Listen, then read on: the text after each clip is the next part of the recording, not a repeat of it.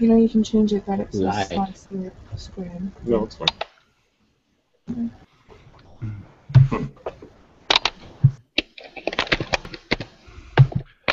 All right, so welcome to Netrunner Live, everybody. I'm just going to update our Twitter here, telling people that we are live. Tweeter?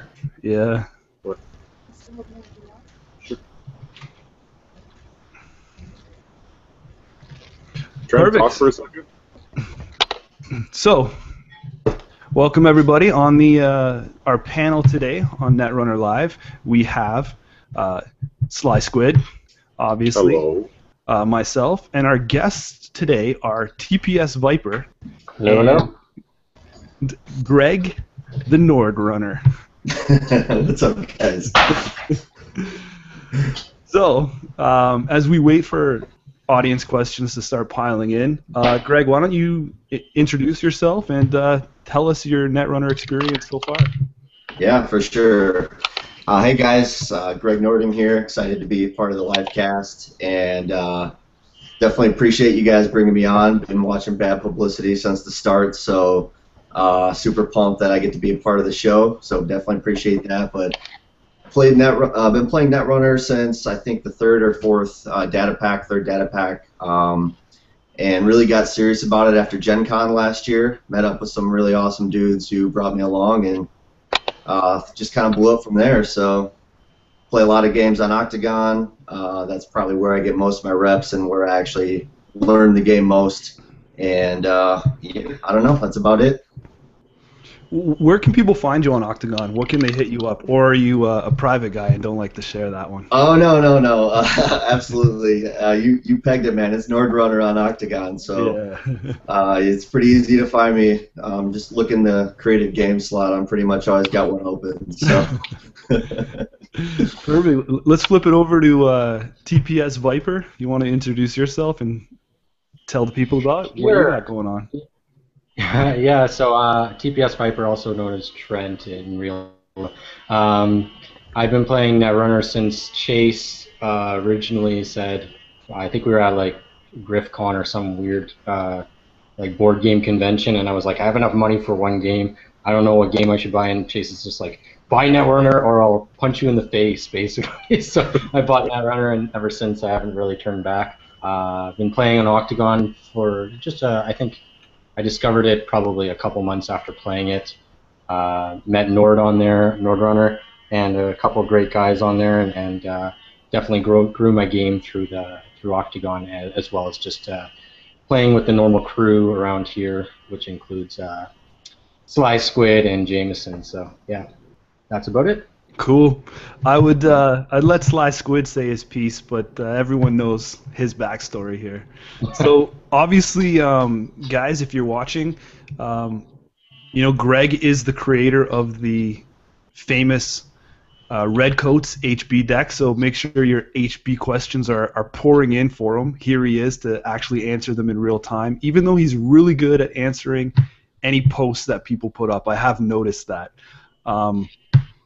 So there's that, and Trent, your style is these days. What do you got going on? You've been a kit heavy guy, right? So I've always been kit. Anybody who's played me, Nord's seen like my iterations of kit decks over the years, and it's kind of like my one love. But especially on Octagon, I like to try out really kind of crazy decks. So right now I'm just playing with a few. I mean, I have my Replicating Perfection deck that I love, but I also been playing with an NBN, very heavy, like Bad Publicity, broadcast square, kind of trashing cards decks, using Shinobi and other things like that. I made that Cerebral Imaging Neural EMP deck, which everybody hated and found really annoying. So, and then just other random decks that I come up with. But yeah, so I can play pretty much everything. So you're pretty much a meta buster, and your theme is you came in like a wrecking ball. Miley Cyrus style. Right. No, but yeah, I do like to. I mean, as much as I like to play with the competitive decks, I do like to kind of try to find new ways to explore where the game is going, and I'm by no means original. There's a lot of crazy decks, and people have even better ideas than me. But I do like to explore and see what I can come up with. Cool. Well, some of the questions are pouring in on our QA app, guys. So if you're watching, make sure you start as usual. Rip those questions in. We got our top question right here on the board. What are the thoughts on the Criminal Connections deck archetype? Greg, do you want to start this? I'm not sure if you've dabbled in some Criminal Connections. I have actually, yeah. I've been playing an Andy deck recently with a whole bunch of connections. It's fun. I think in a lot of ways it's better. I think that everyone thinks Sterling right away just because of logos and everything, but I mean, Andy's whole thing is the early setup. And I think Andy really has a strength in the long game, and it's been a lot of fun being able to pull off like Underworld Contacts. I put a Logos in there.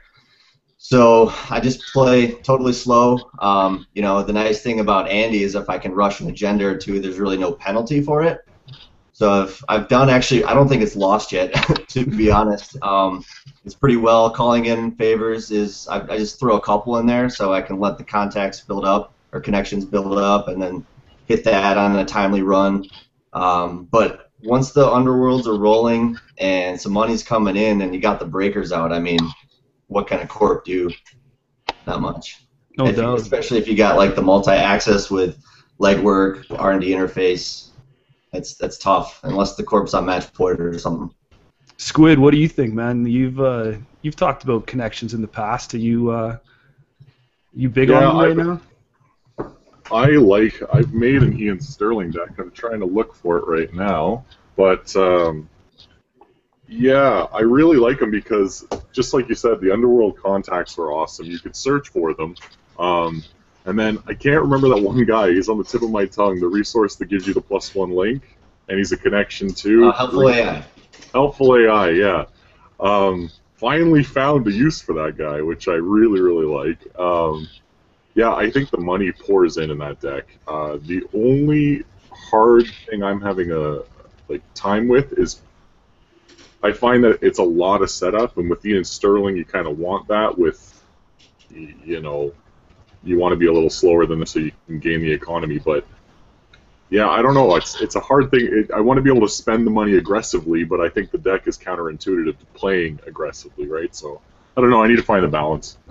Probably why I still play Anarchs, I guess. Try to flip. I bet you if you just flip the ID from Sterling to Andy, you'll get a lot more success. Probably. I like the idea of the theme deck. No, I was just gonna say because you're so much more likely to get Link and the Underworlds and Sure Gambler or something in your opening hand. Yeah, that's true. Or a hostage even. I like to shy away from the more competitive. Well, just don't play Account Siphon. Yeah, that's true. That's what I do. I don't play Account Siphon, and I justify it as a non-competitive Tier 1 deck. Yeah, so that's a question. Like when you're playing a Criminal Connections deck, do you add cards like Account Siphon in that deck, or do you just avoid them altogether? I don't play it. Yeah, I probably wouldn't either. Twofold. Yeah. It's really hard when you're putting those connections together, which ones you're taking and which ones you're leaving, and what standard criminal cards you're bumping to make room for all these guys. We tried to put a connections deck together as soon as Honor and Profit came out, and like Squid and myself had so many connections in there. We're just like, oh my god, we haven't even put anything else in there yet, right? So then we started. I think that's the biggest problem. I'm pretty excited because I finally found use for a scrubber. Yeah. So is that the one that stands out? What's your go-to other than other than hostage, right, to get the stuff out? What is your go-to piece of a connections deck right now? Logos. Yeah. Interesting. 3 Logos in my Andy deck. That's cool. That's a good call. That's a really good idea. Viper? I think that's going to be a hard sell to a lot of people that are loving their Desperados, but I think the game's shifting, and I understand. I like that idea. I'm just saying, like, I don't know. I think that people need to start playing these more to see how powerful they are. I completely agree with you. I've heard you talk, Chase. Me and you think the same way, boss. Yeah. So Well, I think with connections, it's like you said, it kind of all of a sudden you're turning like a criminal deck into sort of a shaper deck, but with connections instead of programs, right? Because other than Underworld Contacts, where you're having 3 of, you're really just putting in like 1 of Donut Tag Me, you're putting in 1 of like whoever you can think of, Katie Jones, like all of these things, and then you kind of just pull from whatever you need to with Hostage and same old things, and to grab what you need, right? So that's kind of cool. That's what I really like about the idea of a criminal connections deck. So Yeah, and I think there's enough now where it really flows. So are you picking a box of donuts in your deck there, Viper? I haven't found. I built Andy Criminal Connections deck, and it did have Donut, but in the few games I played, I didn't end up really putting them out. But it's not to say that I wouldn't. It's just I haven't played it enough to really find if it's useful or not. I don't know about you, Nord. You know, a joke to all my Canadian watchers out there and people close to the border, I really wanted to make a solid donut deck just so I could call it the Tim Hortons deck. Call it the double-double. Nice. Double. I love it. But I can't fit them in anything right now. They still have the Timbits? Yeah. Oh, yeah. I'm familiar. So I think we'll end the connection deck question on that. The next question here comes from Vincent Perry. He says, I've been running a Redcoats type deck for a few months, but with Stronger Together. Have you tried Stronger Together? If so, how do you feel it works differently with or than Engineering the Future? If not, try Stronger Together. You will love the unyoggable Victor 1.0s and unknightable Heimdall 2.0s. Yeah, no doubt. No, I think Stronger Together is an interesting puzzle that is just primed to be put together, and from the sounds of it, there have been a fair number of people have been pretty successful with it, and Victor 1.0 is an amazing piece of ice as it is. But toss another strength on it, and it becomes literally one of the best pieces of ice in the game, in my opinion. And I think cards like Sherlock become relevant with that identity. So I think that it opens up some different pathways, and the argument is that because you're taxing the runner longer or harder during the course of the game, it might compensate for the bonus you get with ETF's installability. But I guess my experience has told me that money is so vital, and especially early game. Like if I get a Reyna matchup, that extra install credit is everything. I feel like Reyna is a really, really tough matchup against Redcoats HB ETF, but without that bonus credit, I'm not saying it's not possible. I know a lot of people have done well with it, but I guess maybe it just doesn't suit my play style. Early games are pretty tight sometimes, and I really, really lean on that credit. So, but I hope somebody puts a deck out there that just rocks it Stronger Together. That would be awesome. I think Honor and Profit might have unlocked a lot of Stronger Together pieces of the puzzle, because I think a really good complement to any Biroid really is an Azuma first off, because it's really taking away that runner's kind of feeling like they can kind of face check a lot of Biroids and feel safe. And then even I would say, like, again, Stronger Together is, like, money is a huge issue with Stronger Together. And now you could probably splash, it's one influence for a medical research fundraiser, splash some of those. Who cares if the runner gets a few extra creds, because the main thing is that you get your Biroids up and running as fast as possible, right? So I think there's a few things that can be explored with Stronger Together that can make it a lot more viable than in the past before Honor and Profit specifically. I always like to run Celebrity Gift and Stronger Together. Yep. Same reason. Just boom, who cares? See my hand, but I'll take the money. Less influence with the research, but same idea. Yeah, myself and Squid have always been very big advocates of moving celebrity gift. Like, take the risk on it sometimes in your practice to put it in out of faction. Squid, you want to touch on that a bit? Yeah, well, any deck, in my opinion, can benefit from Celebrity Gift. I think Trent said it really good with the medical fundraiser. It's a different kind of economy, but they still both give you an insane amount. Celebrity Gift gives you 3.5 credits per click, whereas the other one gives you 5 credits per click, right? So, like, it's, I don't know. I just think that if you're planning on running something like that, running them in red coats and stronger together is really good because, like Trent said, the point of your build is to tax them, and the only way you're going to tax them is to get your ice up really fast. And I know that a lot of people hate face checking, but if you have, 10 plus credits first turn with 2 pieces of ice, they're really not going to want to face check, regardless of. I think that I don't know. Yeah, and I think. Sorry, man. Go ahead. Okay. Yeah, I think like the key to like, and I agree. Like, listen, I was a huge Celebrity Gift fan in a lot of decks, and I think medical research fundraiser is really, really nice in these types of decks because all of a sudden, first turn, there's a good possibility if you're running 3 medical research and 3 restructure that you could be at 15 creds and still be installing an ice, which in a deck like Stronger Together, it is uber powerful and pretty scary. So, yeah, it's just something to think about, right? So yeah. Do you think? So why don't we just go down the line? We'll go Viper, Greg, Chase here on this. Just general thoughts on Stronger Together these days.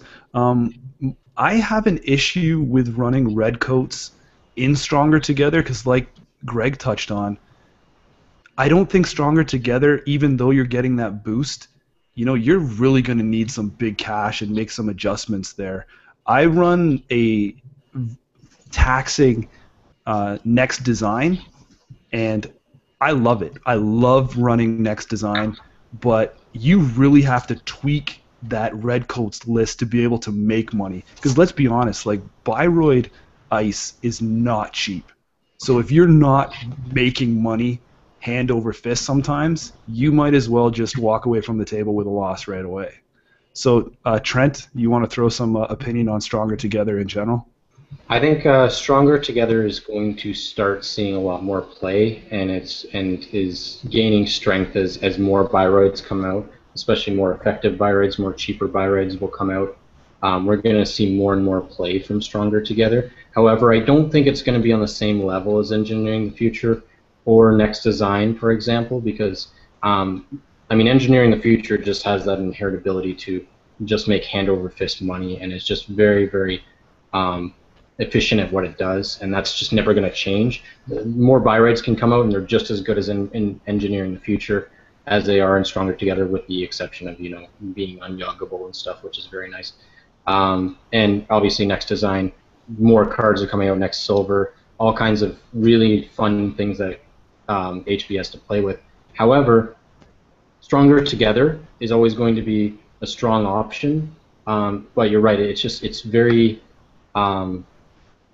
inconsistent at times. It's not something you can rely on like you can some of the other identities, and I think that's going to be a problem for a little bit longer still, but it is getting better.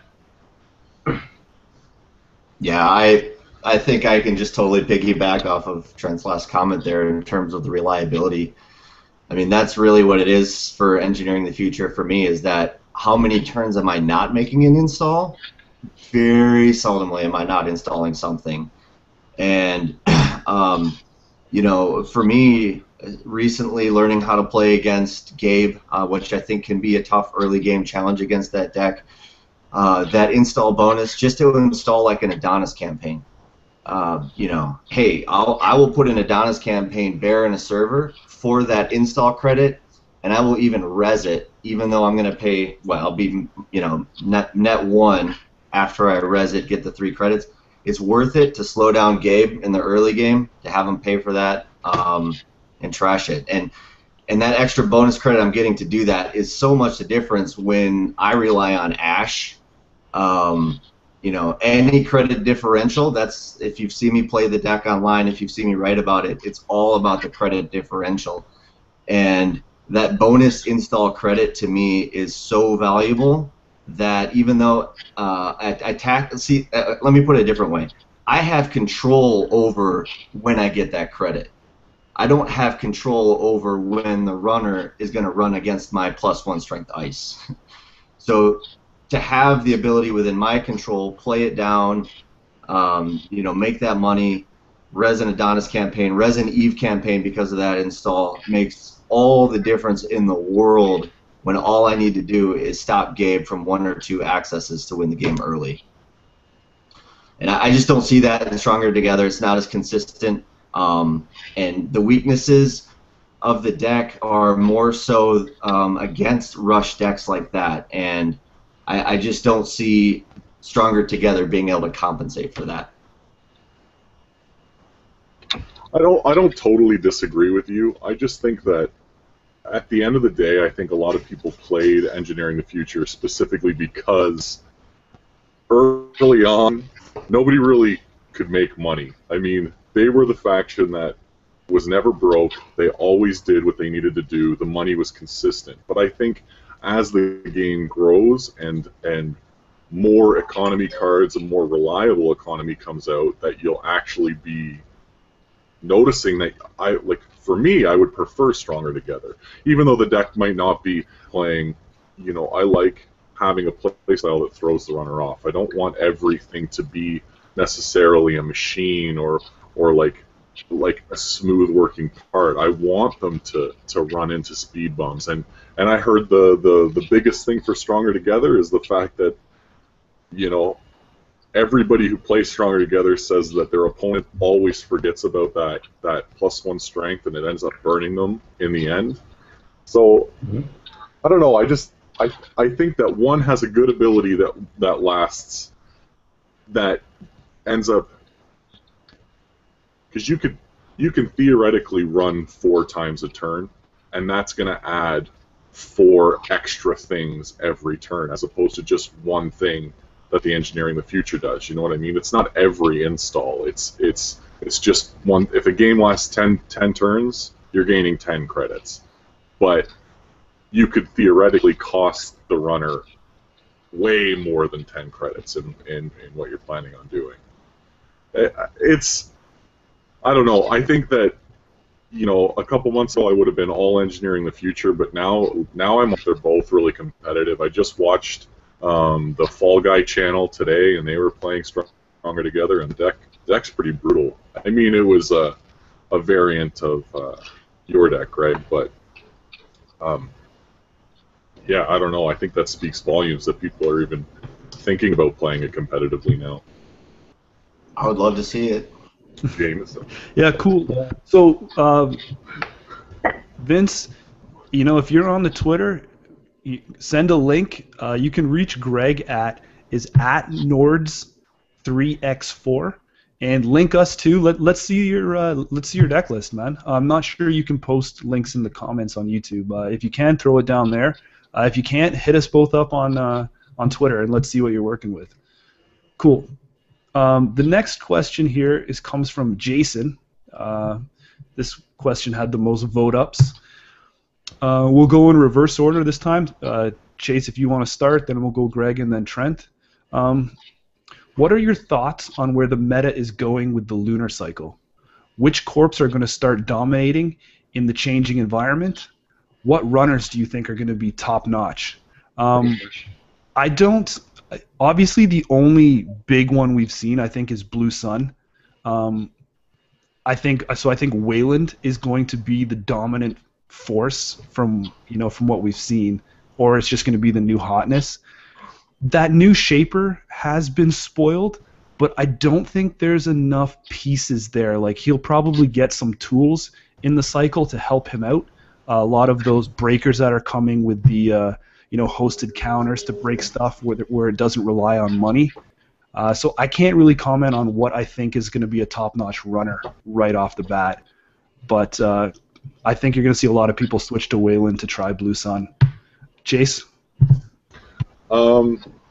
Me, my honest opinion is I hope that there isn't a powerful corp or isn't a powerful runner. I want all of the factions to be equal. I want to be able to go to a tournament and play every faction and not just the same power factions. That said, I breed a little bit more love because I just don't think that they're as competitive as everybody else. I mean, I play them and I play them competitively, and Steve Woolley plays them competitively, and I'm not downing them at all because they are my faction. I just think that they need a couple We tools. took back-to-back regionals. Yeah, see, and I mean, like, that's just, but that's a deck that's recurring account siphon. You know what I mean? So it's basically a red, criminal deck. So, and that's not knocking the deck at all. I just don't want that to have to be the deck that everybody plays. I don't want there to be a good faction, and I don't want there to be I don't want there to be anything more powerful than anything. That said, I think Blue Sun seems really, really good right now. So if I was to guess, I'd say because that idea is off the wall. What do you think, Craig? Yeah, I mean, I think there's a reason why they call them cycles. Seems very cyclical in nature how the game works. First we saw Runner dominate, then we saw with the spin cycle, everything spun on the axis, so to speak. Corp is, I think, in charge now. I wouldn't be surprised at all to see the Runner make a little comeback. Additionally, my personal opinion is that Wayland is the weakest faction right now. Don't hate if you play Wayland and you're good at it. That doesn't mean anything. All I'm saying is if I see an identity across the table, I hope it's green if I'm running. That's just me.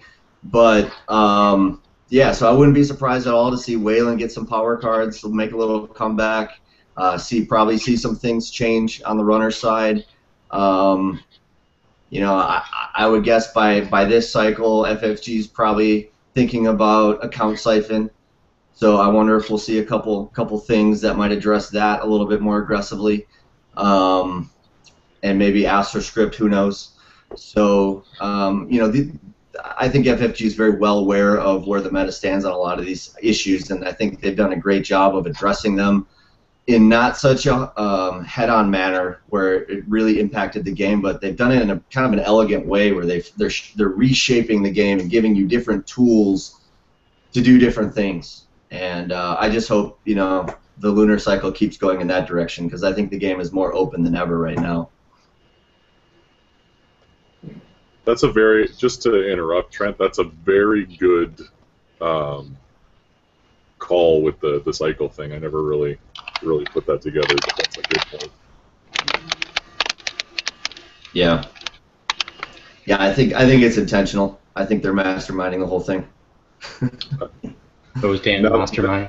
It's overmind. We're overminding it. Viper. What do you think, Trent?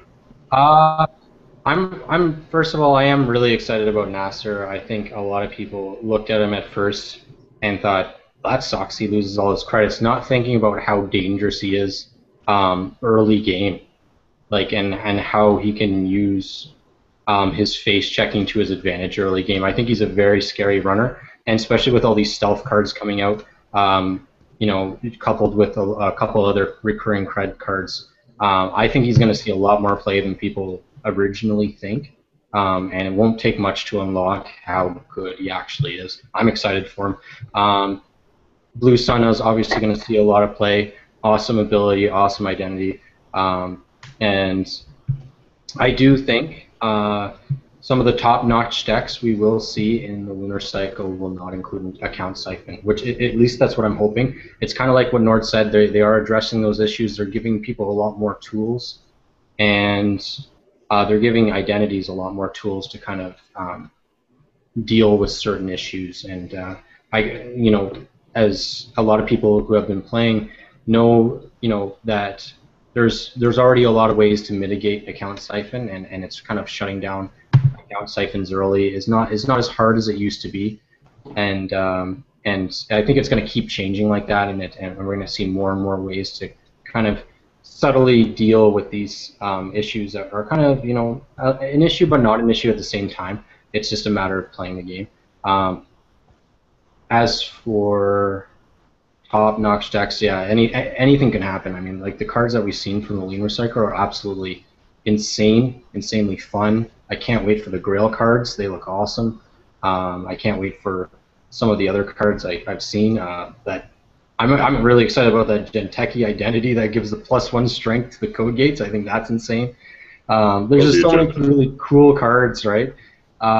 So I think it will go a lot of ways, and I think this is going to be the one cycle where we're going to see a lot of kind of there's going to be a lot of blending, and there's going to be a lot of it's not going to be one dominant identity this time. We're going to see a lot of kind of them meshing together, and we're going to see the tier decks kind of side by side a lot more than we used to. So at least that's my opinion. I think we're going to see that a lot more. Yeah, I think you touched on a couple good points. I think they're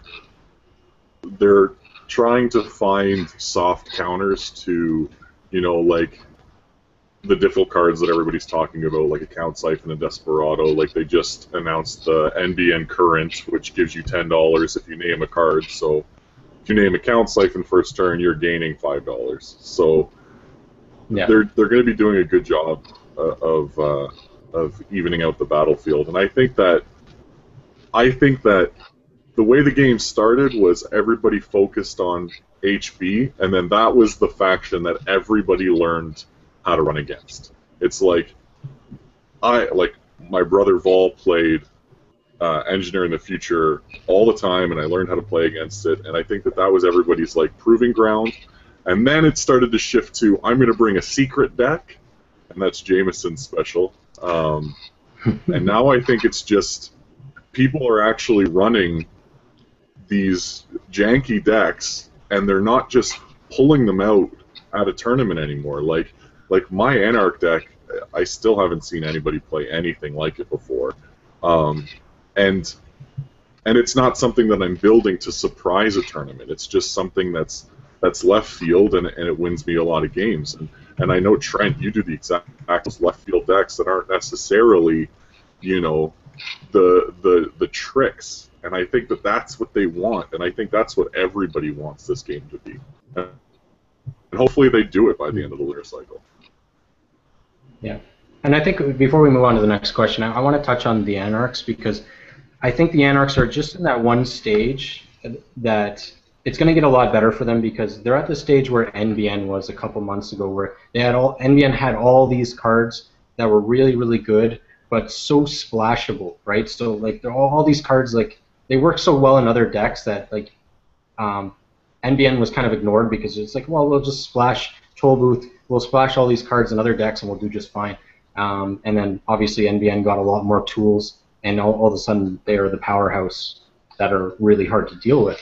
And I think Anarchs suffered from the same thing. A lot of their best cards were just so easily splashable, and we're already seeing cards like Keyhole and cards like that are just really, really strong cards, where you really have to think, do you really want to spend that influence to splash it? Not that it's a bad card out of faction, but it's finally making other identities really pay for valued cards. And I think that's going to change, continue to go in that direction, where it's going to be Anarchs are going to get some really good tools that are kind of specific to Anarchs that are really going to make them shine even further. I think the hard thing, and Lucas said it from the beginning, is taking a faction that's just underpowered and bringing them up to power without making them way too good, without breaking them. And I think that's it takes that cycle to grow them, and you could see from the start of the spin cycle how NBN and Genteki slowly grew in power, and then they just became right up to par with everybody else. So hopefully they start doing that with Anarchs this cycle. I think they will. Amen. Yeah. Yeah, I'm all aboard the Anarch train, man. They need some help. Their influence has been too cheap since the start, and Yeah. I call it influence tax. It's too easy to bring this stuff out of faction. But Yeah. Yeah. but they are the most. Nothing beats just milling the heck out of a deck. Like that's I think the funnest part of Netrunner. that and resing Janus in somebody's face. Oh yeah. One of my favorite decks is a noise deck I built that's just HQ interface demolition run and then hemorrhage and just and it's like you can see like them on the other side of the screen, like they're probably turning red and steam's running out of their ears. They're like, this sucks so bad. But the problem is it's like that only happens to 1 out of 4 games, right? Yeah, exactly. But when it happens, it's like, yes, so good. It works. The worst thing that happens sometimes is when you build a deck and it works the first time you built it. Yeah. And then it never works again, and you're like, what happened? That's good. It works. I'm taking this to regionals. Yeah. All right, let's bring it. Let's bring it back over onto some questions here. Nord, this is from Adam. With your standard Redcoats deck, how do you prepare now for Atman at Strength 5, which seems to be making a comeback? Yeah, great question. I'm actually really happy to talk about this. I ran into 3 Atman decks at my last regional, and you know, I don't know. The first time I got blindsided by Atman, I learned my lesson, and this was like literally upon its release, and that is Atman is beaten deck building, plain and simple. And then obviously, you know, take some recognition that if you're sitting across a Shaper or you know, you see a data sucker hit the table, it might be a clue to start preparing for Atman. And, you know, my deck list now, I think it has currently 6, they're all code gates, 6 5-strength code gates. So by far, it is the softest spot for an Atman. But, you know, the way I compensate, a lot of people gave me flack. I have 1 Next Bronze in my deck, which seems super counterintuitive. However, that 1 Next Bronze won me 2 games at the regional because that's how I beat Atman. You know, so they don't see a bronze all game, and then I install it as the top piece of ice on the remote server. They think they're in. All of a sudden, they're dealing with a 1 strength piece of ice. They can't deal with it. So, you know, I think it's just really knowing the big picture of how the game is going to go. Layer the ice. Our centrals become super paramount. Have to layer them. You know, have as many variety of ice strengths as you possibly can in all 3 centrals. And they can't account for every single ice strength. And my personal opinion, and you know, I've watched a few people play the Redcoats deck, certainly not as much as I've played it myself, but my general opinion is that people are too afraid to wipe viruses. I think there's a general feeling that it's a waste of time for the corp. And while in general, I think that's true, that it's not like a habit you want to get into is just wiping viruses, but here's the thing, like the best part, in my opinion, about HB is the trickle econ. And there was a specific point in the tournament where I was playing a very good player. He was running a Catman deck with Data Sucker the whole 9. And I had 2 archives is 2 layers deep. R&D was like 3 layers, and HQ was 3 or 4 layers. So I was pretty solid, but I was just a few credits shy of being able to totally lock him out. It got to the point where his only play after a virus scan was to run my Eli on archives, and he could basically get a data sucker token and a credit for paying 2, so he was breaking even. I was pulling money off Eve campaign every turn. 4 or 5 turns in a row I did a virus scan, and it won me the game because now I had 10 credits from my Eve campaign. I could res all my ice, totally locked out Atman. And then when he ran the remote, that's when I popped the bronze on him. So, you know, it's just really thinking ahead, planning ahead, and I think virus scanning at the right time is your way to beat it. You know, let's open this up to the other guys here, but, you know, maybe Trent wants to talk in general. I really think as a corp player, you have to be more aware than ever about the order you're playing ice and where you're putting certain pieces of ice. Ice placement has become one of the most important factors in a corporation game now because of the tools that the runner has. Trent, you want to run with that? Yeah, absolutely. I 100% agree because it's not just Atman anymore. Obviously, Overmind is people are already starting to realize the potential of Overmind and how dangerous it can be. So it's a matter of the balance between what are you going to see and how are you going to prepare for it. And it's a challenge for the corp. It really is nowadays. Atman's still very, very popular. It's gaining popularity again, and I think mainly because there was that downturn where we weren't seeing Atmans very much, so everybody started going, all right, like I'm gonna put eight or nine strength 4s in my deck, right? And then they get stomped by Atman because then all of a sudden people started realizing again that people are going back to the same strength ice, but it's just a matter of it's kind of like a Nord touched on. It's exactly it. You almost want to bait the runner into revealing their secrets, so you can start preparing for it. So start piecing together the puzzle of what the runner's trying to do, and really start building around that. It really takes that kind of. It's really becoming a chess game because in chess you're always thinking 4 or 5 moves ahead. Netrunner's going in that exact direction. You need to start thinking where the runner's going and how are you going to prepare for it, and when is the window of opportunity going to prepare yourself for it. So like if you're looking at scoring an agenda, it's probably not ready this turn, but you can actually predict it's going to be ready in 3 turns because you can actually start predicting the movements of the runners when the runner is running, when are they going to spend their credits, and then you wait for that opportunity, and when you're prepared for it, they've spent their credits down to 1 or 2 credits, then that's you take advantage of that window of opportunity. But if you're not ready for it at the mindset at the right time, then it's not going to work for you, especially in the meta that we're in now. So it's all about finding that information exactly how a runner does by doing those probing runs. You want to do probing, putting stuff in remotes and seeing what they're running at, seeing what they're going to use to run at those items, and then start piecing together what the runner has built so you can really kind of build around it and make sure that you have a solid game as a corp. Yeah, I don't play on Octagon or anything like that, and I haven't played like a solid red coat deck before, but I can only touch on the fact that I just assume that people are going to be able to get the accesses when they want to get the accesses. So, I mean, being able to bait the runner through a taxing server is always good.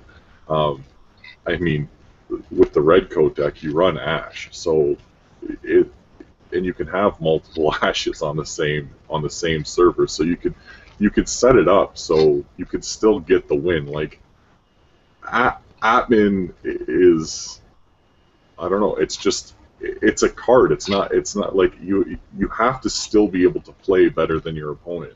And now with cards like Command that theoretically have 5 subroutines, like that's not helping Atman. You look at it and you're like, there are other ways to tax. It's not about strength. It's about subroutines and how many ice do I have. I don't think Atman is as good as everybody thinks it is. I think that Overmind is a little bit better. I mean, I'm the guy who uses Worm as my AI breaker, so maybe I don't know what I'm talking about. I think AI never run a deck, and I don't even care which one, whether it be Atman, Overmind. Like it needs to be a mix of your standard breaker. Not that it needs to be, but I find the best, strongest runner decks right now are a mix of fixed breakers and AIs, or any type of quick fixes, whether it be Deus Ex, fairies, just something that gives you that strength throughout the entire game. Cool. All wrapped up there. This one is another one here for Greg, and this is just quickly. You can just sum this up. I've seen you post about this online here a bunch of times. Viewer asks, I don't play much on Octagon. Can you give me the quick elevator pitch for Redcoats? What is the Redcoats deck? Yeah, absolutely. Oh, and someone else asked here, sorry, down the road, you can probably kill two birds with one stone. Hanny asked, sorry I missed the reference. Where did Redcoats get its name? Yeah. Absolutely. So, Redcoats, essentially, the name just sort of came to me, but it's a Revolutionary War theme where, if anyone isn't a history buff, the Redcoats were the soldiers for the British side of the war, and basically what the British represented to Americans was an overtaxing government, and so the Redcoats are the ice and the Bioroids, basically taxing the snot out of the runner, protecting the evil Megacorp, which is me, HB Pilot. So that's kind of where it came from in terms of the name. But the general premise is just like I said. It's create a divide between your credit pool and the runner's credit pool. Tax the runner as much as you possibly can early with ice like Data Pike or trashing Eves. Maybe trashing a Jackson even can be a way to get the runner to spend money. Anything to get the runner to spend money so I can get that credit advantage, install an Ash, and win the game. So tons of econ in the deck itself, 3 restructures, 3 Eve campaigns, 3 Adonis campaigns, 3 hedge funds, plus the ETF bonus that we were mentioning before. So the money runs thick with money. The deck runs thick with money, and you know, I think one of the things that defines it maybe with other decks, and you know, by no stretch of the imagination do I claim to be like the originator of this deck. I just happened to be someone who posted a version that worked and everyone put thumbs on it. So, you know, please don't mistake me that I'm like the HB guru. There's plenty of people who are probably better than me at playing the deck, but so modest, you. Yeah, I think the internet has pretty much crowned you already as the HB guru. So you might as well just wear this hat, man. Okay, fine. Put on your crown. I'll just. I mean, here's what I'll say. I've played a lot, you know, so I have a lot of experience to draw from, and a few wins and bad lessons I've learned too. But Yeah. Anyway, that's the gist of it, and it's a great deck. The other side of it, and this is sort of more of coincidental, but there was a lot of chatter in certain chat rooms at the time that there were only a select number of viable deck options, and that account siphon was simply unavoidable unless you played like Scorched Earth. I don't know. So I just got irritated, and you know, the inner Chase came out of me, and I wanted to show everyone that, hey, look, there's a different way to play this game that works other than like 2 decks that are sanctioned by certain people. So there you go. So there's the revolt, man. There's the actual Revolutionary War theme in it. So I like it. I like it. On the flip side of that, are you buddies with John Carrion? How did you guess? Yeah. Why is Greg so bad at Netrunner? How did I know John would chime in with that? Thanks, John. I'd like to field this question. Let me just say this quick. Hold on. I gotta say this while it's fresh on my tongue because John's a good buddy of mine. So here's the dude that picks up the game in Netrunner. I'm like, hey John, let's play. He's like, yeah, man, sounds good. So we play Netrunner. The guy is like a genius, whatever. Wins his first regional, first tournament ever. Like ups and wins it, and then just like quits the game. What? And then today, like, texts me like, hey man, let's play Netrunner. And he's like telling me like why every card sucks, and I'm like, dude, you haven't played in a year. Come on, man. You finished on God. That's for you, John. Much love, buddy. That's like a total drop the mic thing, right? Like, Yeah, right. This game's easy. Sorry, Yeah, I John, win with good course. job, man. Greg. No, I wasn't going to say anything. Had to get that one off my chest. Dean G just wants your quick thoughts on what you think about 3 Caprices in the Redcoats. Nah, I'm not a fan at all.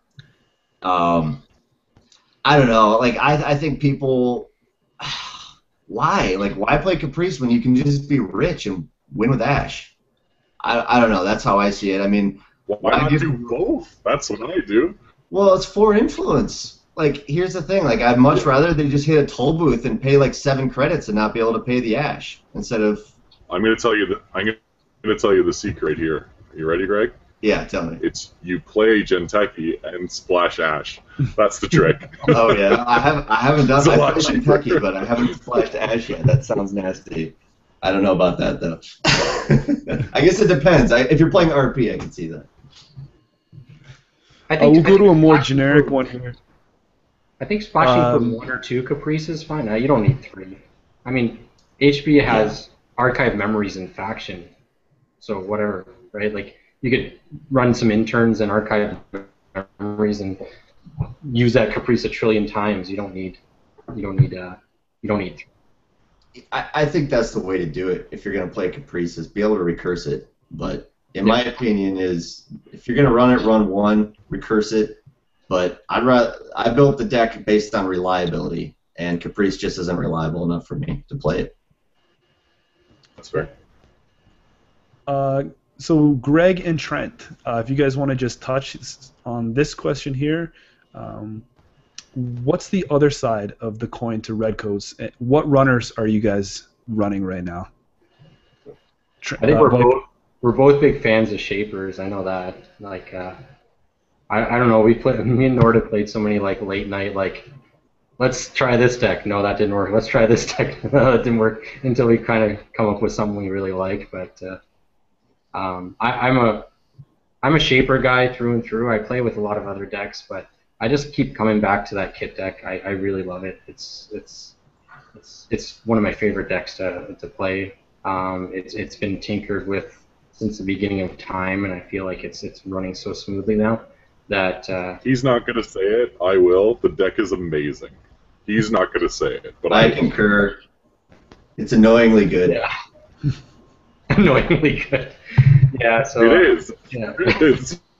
Perfect way to say it. A lot of blood, sweat, and tears went into that deck, and I think it's. I'm happy to see a lot of people kind of exploring kit because I've been just I saw kit, and like a lot of people did when Creation and Control came out, and we're like, oh, I'm so excited, and then they tried it, and they're like, oh, it doesn't really work. You know, fuck kit, whatever, get rid of her. And then I kind of just stuck with her, and I was like, I see something there, and it took a long time to find all the puzzle pieces to make her work. But, yeah. I saw your face this time, Jameson. Yeah. I was looking for it.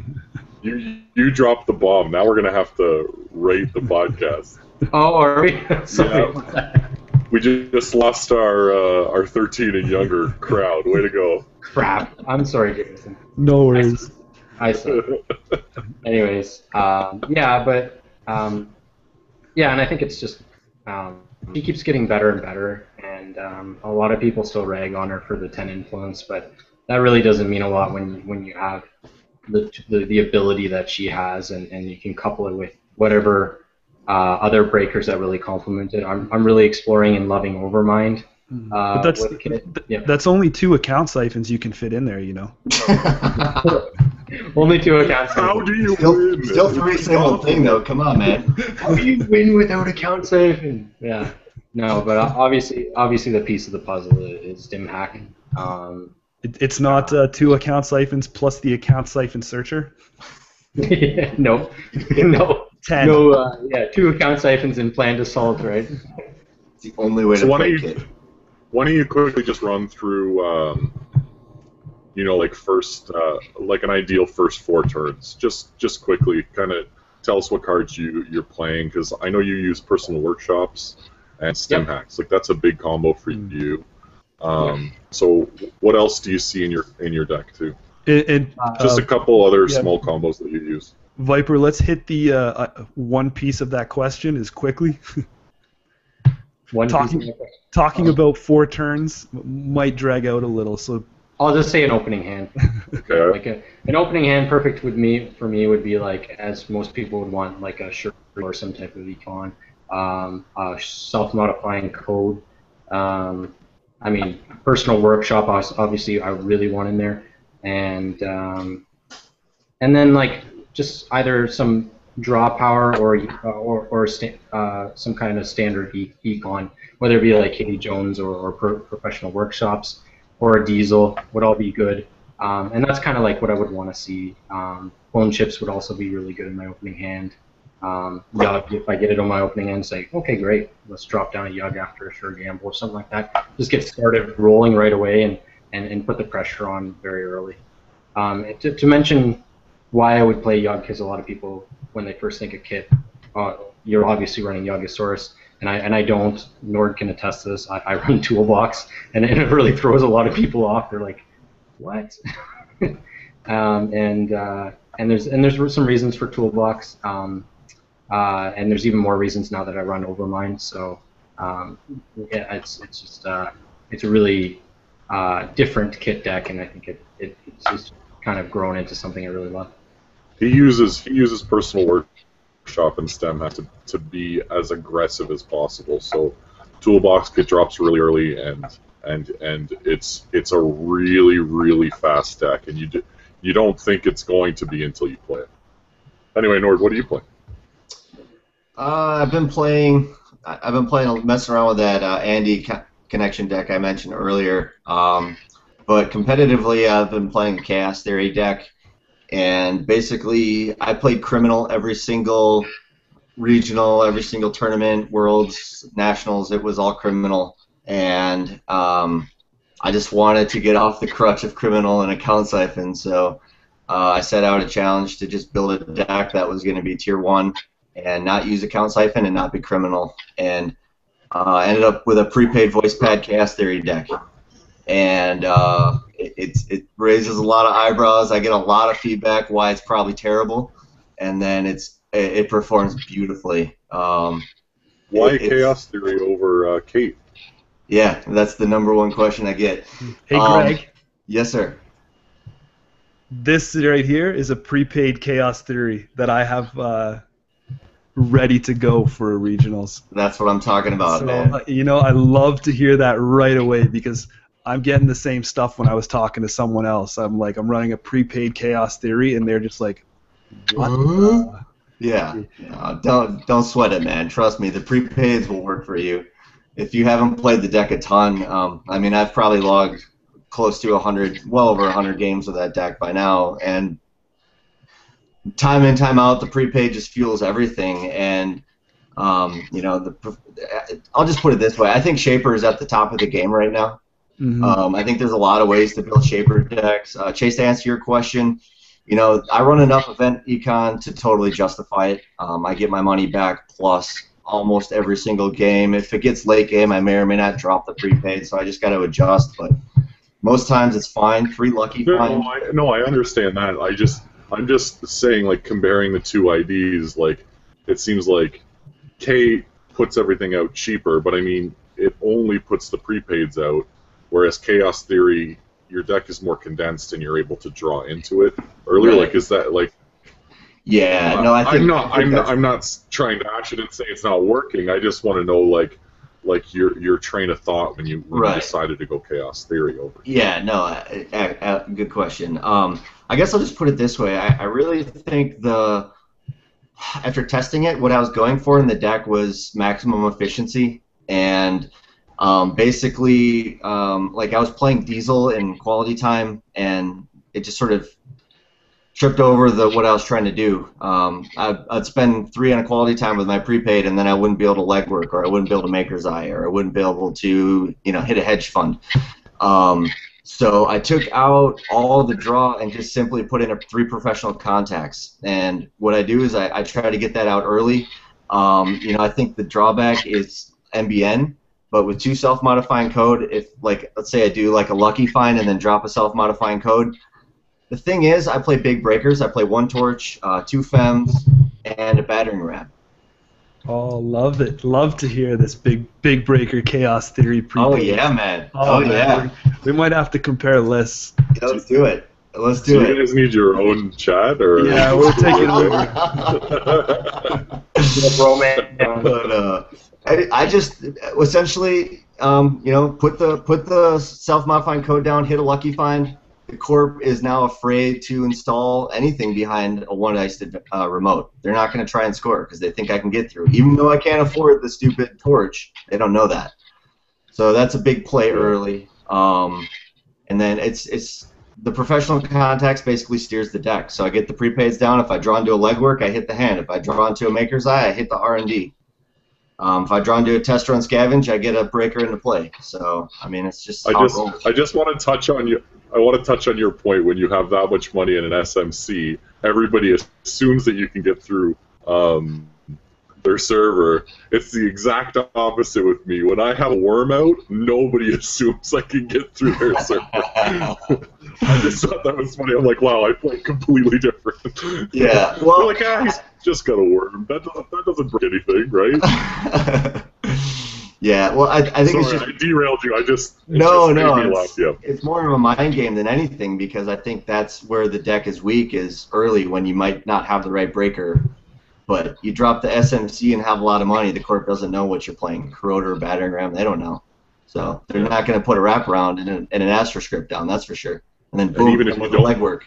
Even if you don't have Overmind in the deck, the pressure of even the thought of you having Overmind out really early can throw them back. So I could see playing you being very I would be hesitant to do anything really fast. So. Yeah. I find it very interesting, your story, how you came to playing Chaos Theory. I find being, in somewhat of the Netrunner spotlight, no matter what decision I make, it's always the wrong one. People, my store championship, I went a big breaker suite, and I was running Kate, and the only thing, the only comment after people were like, oh, I guess this could work. Oh my God, this works. What's going on here was a whole crap load of people saying, why isn't this Chaos Theory? Why isn't this Chaos Theory? So then I'm like, you know what? I wanted to make it Chaos, but I like the money saving of Kate because that was my idea behind it at the time. Now I've switched to Chaos Theory, and everyone's like, well, why aren't you running Kate? Why aren't you running Kate? I'm like, Internet, make up your mind. What do you want me to run? Just tell me. No, you're in a no-win situation every time you put stuff online. No win. But I was, so my story on how I came with Chaos Theory is I wanted to run originally, I was running battering ram to save on the influence because you got to fit the lucky finds in. With the prepaid, it's a must. Wait a second. You can't break Wotan with a battering ram. How do you win games? It's impossible. What? I'm just saying what everybody on the internet says. It's impossible. You can't run only. You have to have Data Sucker in the deck, right? Otherwise, it's impossible. Jameson, let's scrap it. So they. I hear the same thing with they see Inti and they're like, how do you deal with all these high strength barriers? And I'm like, yeah, because no one's running them. There's other tools in your deck. It doesn't have to be it's exactly People see it from one way, but obviously there's a lot of pieces of the puzzle that make a deck work. I didn't mean to derail you, Jameson. I'm sorry.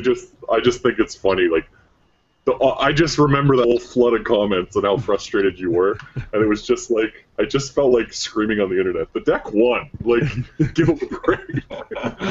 Yeah, don't tell me what I can't do. So Chaos Theory, I started with the big breaker because I didn't want to. You're running prepaid, so you want the events, and I didn't want to take up deck slots with memory. But then it became.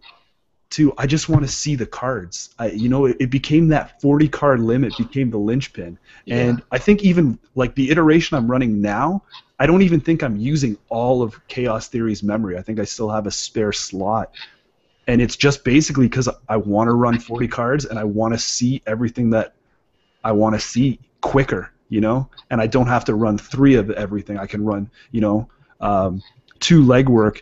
I'm running something really crazy right now where.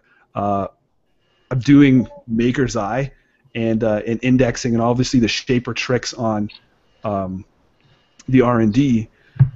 and then partway through, I can pull out my woman in a red dress, and woman in a red dress was always my unsung hero card. But the problem is that, you know, once they flip that card and it's an agenda, and they're like, well, obviously I'm going to draw it, and then I'm like, well, I'm a legwork your hand now.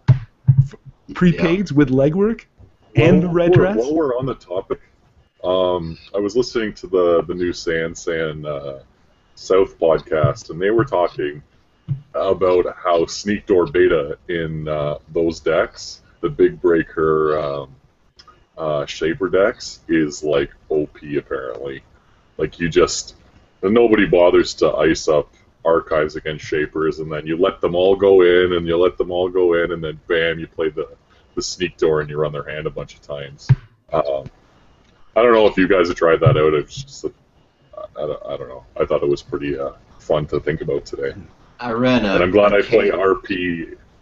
Sorry, I'm glad I run RP because I always ice up everything, so that trick isn't gonna hit me. But. No, I think Sneak Door is a nice play, but it's just the influence and the MU. It's tough to squeeze it in, especially if I got a big rig out. But Jameson, I don't know if you've thought about this card, but this was a night before the regional change I made. That those kinds of decisions have burnt me in the past, but I found room for an imp, and it made all the difference. I was talking about that with Squid last week about how to fit an imp in here. And oh man, it's I'm still looking because I'm pretty tapped on influence. As soon as, you know, if imp in my opinion is probably the best runner card. It's just, as soon as you put it out, it's like whatever server is porous is going to get burned so hard. Oh, yeah. And then you recharge that battery with a scavenge. And, and the best thing, too, is pretty much the way I run the deck, except for early, all my runs are going to be multi-access. I'm hitting them with a legwork or I'm hitting them with a Maker's Eye. So it's like, okay, well, let's see, I have an imp and I can pick 3 cards. Yeah, Scorched Earth, thank you. Yeah. We have a follow-up here about the red dress stuff here, and they said, Greg, I've seen you use woman in a red dress in your kit deck. Is this playable? Also, what's the one unpopular card you guys enjoy and or you think is underrated? We'll go Greg and then Viper, and then down to Squid. Well, I feel a lot better about my red dress decision here in Jameson's running it, but no, it was the last minute ad I tossed in. I was running an index. I actually took out a dirty laundry, believe it or not, just because I wanted more R&D pressure. So I ran the indexing in my tournament, but I swept that out for a red dress. I've always loved red dress. I put a post on BGG when it came out. I made a really fun Kate and Gabe red dress deck. I think it's a neat card. I think it's a card that has to be played with a reasonable amount of intelligence. If you're playing it, if you're dropping it turn 1, just scoop. The idea of woman in a red dress is essentially where, like a deck like Jameson's or mine, where essentially you have all the money, all the breakers, you can get to any server you want, and at that point it just becomes where do I want to run. So if I know there's an agenda in hand, boom, hit them with a legwork. If they don't pick it off the R&D, boom, hit them. Hit them with a Maker's Eye, or just go get it. Pick it up solo. Sorry. But I think it basically functions somewhat in terms of the same ways indexing. Indexing is a lot more explosive, but women in the red dress never leaves the table. So from that sense, if you can have it on the table, be rigged up, and have it rolling for 5, 6, 7 turns, I don't know if there's much of a better closer card in the game, honestly. Yeah, a lot of people don't understand how much money that could save you, because it's saving you from doing a blind run on R&D, right? And then you're just watching where the agenda goes. Sure, if they turn up an agenda, put it in their hand, okay, you could run R&D, because maybe their agendas are a little sticky and you're going to get back-to-backs, but, I mean, my focus just automatically shifts to the hand, right? You know it's in there. Most people only really play with one big remote. Trying to, if you're playing against TDN, more likely than not, they have more than one agenda in their hand. And now that fast track is there, why not? Yeah. Yeah, and I think the flip side of if there's not an agenda there too is there's reason to want to like let's say they put down they need a piece of ice or they need a econ card and they draw a hedge fund. Okay, cool. Well, now there is a hedge fund that I know is I'm not going to access with my Maker's Eye. So I hit their hand with a Maker's Eye now. That's 3 fresh cards, right? So that's the flip side of Red Dress. If there's not an agenda there. Yes, but so what's your underrated card? Trent, I think you got to mute your thing if you're. Yeah, sorry, I had to move downstairs because we're too loud here and my wife's sleeping, so I do apologize. Trying to get some light. Just mute yourself while you're doing all that. Oh, sorry. Yeah, okay. I'm all set up now, but. Cool. So, Greg, what's your underrated card? Well, I think honestly, prepaid voice pad gets a lot of hate, and I think it's a great card that people can play and make work in a lot of different decks. Unpopular card. I don't think it gets as much hate anymore, but Eve Campaign got a lot of hate for a long time, and that is a beautiful, beautiful card. One of my absolute favorites. Oh, that is the first time I heard that. I've never heard people hate on Eve Campaign. Really? Oh my god, man! I've been hearing it since I started playing that card. Wow. Yeah. Well, I mean, That blows my mind.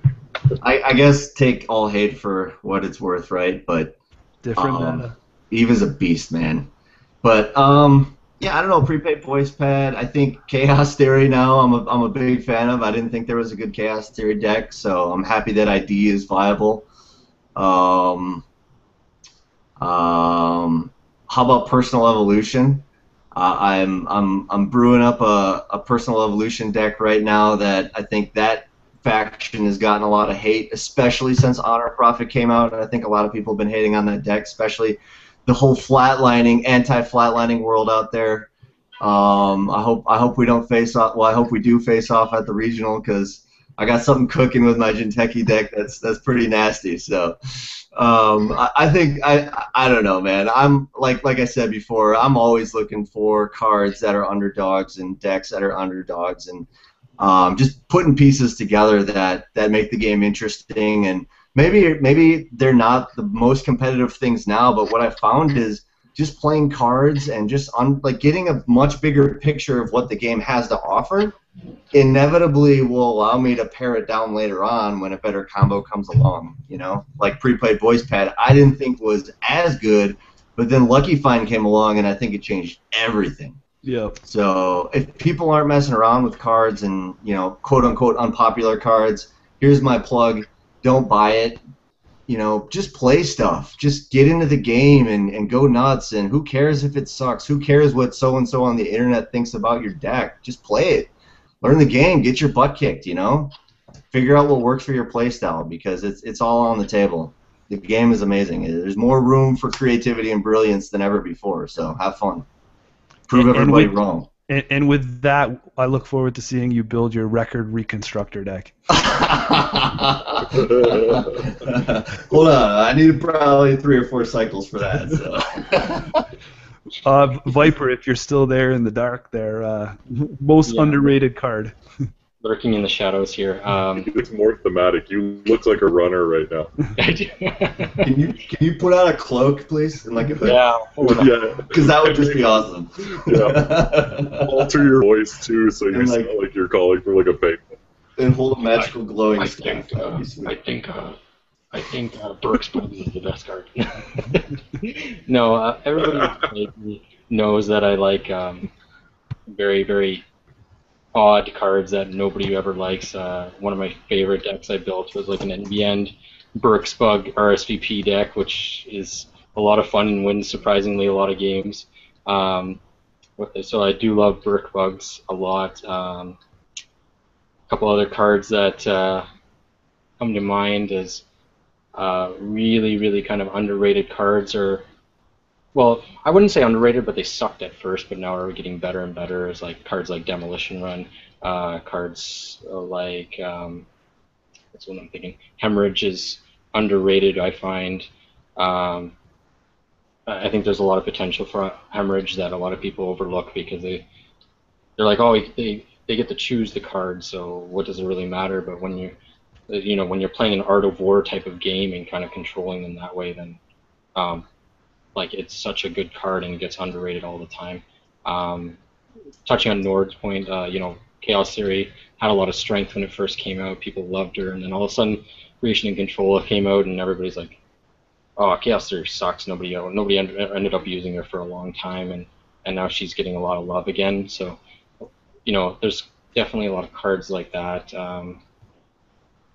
Let me think. Rena obviously is another very popular yet unpopular card. A lot of people rag on her, but her ability is going to be used. The corp has to res ice eventually, right? So, and I think it's very, very powerful when used in the right deck. So I think those are just a few examples. Obviously, I play around with a lot of cards that people hate. I still love Grim. I still love Shinobi. A lot of people played with Shinobi and said, no, it's no good because people will just outtrace the one that's going to keep them alive, and then bad publicity comes in, and then it becomes a useless card. But Shinobi in the right deck just sings and will kill people faster than you'd ever think. So that's just a few cards that I do love. Yeah, I think you cheated there. Instead of listing one unpopular card, you gave us your top 20. Oh, geez, one card. Sorry. Yeah, I'm gonna choose Brooks Bugs then. Brooks Bug. There you go. I'll throw out one because I cheated too. Data mine. Not kidding. The good transition there to Squid. Jinteki, right to you, man. I'm gonna cheat a little bit. I'm gonna give one of each. So I'm gonna give my criminal and my runner and my corp. So for corp, Snowflake, hands down. That's a really underpowered ice that I don't think anybody uses right now. I'm not just talking Snowflake. I've been using it forever now, and it's amazing. Even after they can break it, it still costs Corroder $2, and it costs you $1 to break. And in Replicating Perfection, nobody is going to run a central to run a remote that they know is a Snowflake unless they have a barrier breaker. So it does stop a lot more. And the other side is, people get the impression that it's porous, so they will try to run it, and that's even funnier. On the runner side, the card that I use is Worm. It synergizes so well with my deck. I know I get ragged on for all of my Aesop's love and everything that I think can get Aesop's, but I mean, I hate dead draws. I like AI breakers, and when I get an extra worm, it turns into $2 for me, and it synergizes so well with parasites, especially when you can recur them mid-run with clone chips and stuff. I think if you haven't tried Worm or gave it a second look, you should really look at it because it does synergize very well with a lot of cards right now. Drop in your deck.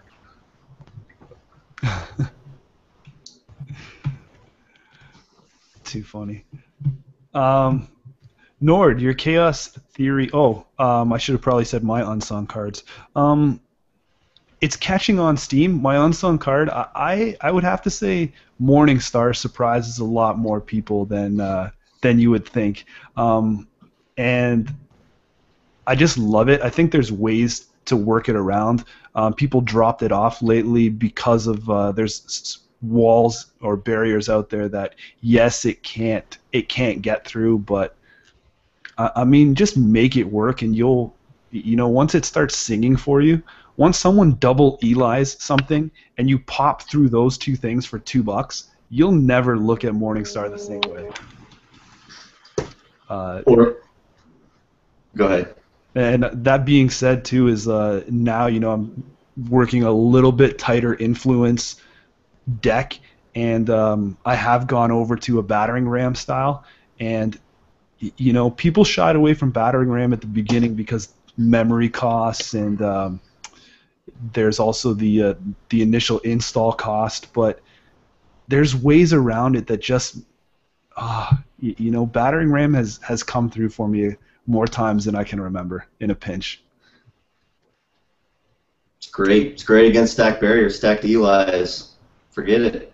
Yeah, and a lot of people think they're safe behind stacked Eli's, and they'll do some things that you know, they just wouldn't against anything else. And then as soon as you drop one of those two breakers down, it's just the look on their face is like a MasterCard priceless moment. Nothing like seeing Morningstar put on a Dinosaurus, and you have like a Heimdall 2 on the table. Turns into like one Eli. I didn't spend that much money on that. Turns into like Eli .02. Tony Miller usually joins these Netrunner live events, and he says, Nord, your Chaos Theorem deck overview video and playthroughs really helped me learn how to play Shaper and introduced me to the prepaid Econ package. Are you planning on doing any more of this series like this one? Yeah, I mean, I guess I've put some stuff out there in the past as far as looking for ideas for things I can talk about in games and stuff. Generally what I'm doing now is just recording my games and talking strategy as I go through it. And I've broken down my red codes deck in a video, and I broke down what I had titled the Chaos Truth Theorem, actually, is what I titled it. But yeah, I mean, basically, I have this Jinteki deck built right now. I feel like it's tier 1. I feel like it's ready, but it does have a couple surprise factors in it. So, you know, Red Coats is a deck that I feel like I could broadcast to the world and sit down and just be like, you got to beat it. And I do feel that way about this Jinteki deck too, but I think there's enough twist in it that I'm not ready to fully put it out there. But you'll probably see my Jinteki deck coming up quite a bit. If this connection deck keeps improving, I mean, that's just kind of what happens is I build a bunch of decks, and I kind of get a feel for certain decks that I think are going to work and things that I can run with and fit my playstyle. And you know, it generally takes me a month to a month and a half before I can really polish a deck. So I think I've posted 2 decks on BGG just because I'm so particular about what the content that I want to provide for people. I don't want to just put a deck out there and say it's awesome if it's not. So I want to put it through the grinder and make sure that anything I publish is going to be an asset to the community. So stay tuned. I guess that's TLDR. Stay tuned. Trent, can I just ask a follow-up question, just to kind of clear the air a little bit? Everybody talks about net decking. Everybody talks about, you know, coming up with their own ideas. You know, you came up with this.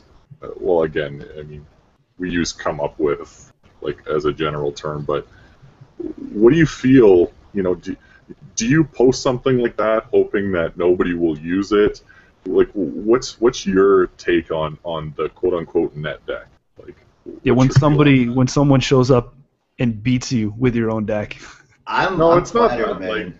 Like, yeah, do you? It's just I just want to clear the air. Like, I think that everybody thinks it's a bad thing, and I think you know it's like Tony was talking about. You helped him a lot. You helped him grow as a player, and I think that's great. Like, I think that's the perfect thing for this community. So yeah, like, I'm playing against your own decks. I think I've done it a million times. So no, I mean, here's my stance on it. Like I said, you know, if I post something, I want it to be an asset to the community. I'm sure, as you guys, as publishers of bad publicity, that's how you feel. Anything you put out there, you know, you have a passion for the game, and you hope that it you know, either inspires someone to think of something out of the box, or maybe you know, keeps them coming back to learn something so they play another game. Like I'm blown away, and I don't want to get too much on a soapbox here, but I've been honestly blown away with how many people. Literally, this is gonna sound crazy, but people geek mail me or hit me up on Octagon if I'm playing them. Hey man, you know what? I was gonna quit the game until I saw your post because I thought the corps were broken. And thanks for giving me another way to play the game. Or I've always wanted to make HB Ice work since the beginning. Thanks for that, or whatever. So, I guess that's what it comes down to is if it's helping people, man, that's awesome. Like I said, when I was new to the game, I tuned in to you guys, and I remember listening to your podcast, driving to a tournament, and being like, all right, I'm ready because, whatever.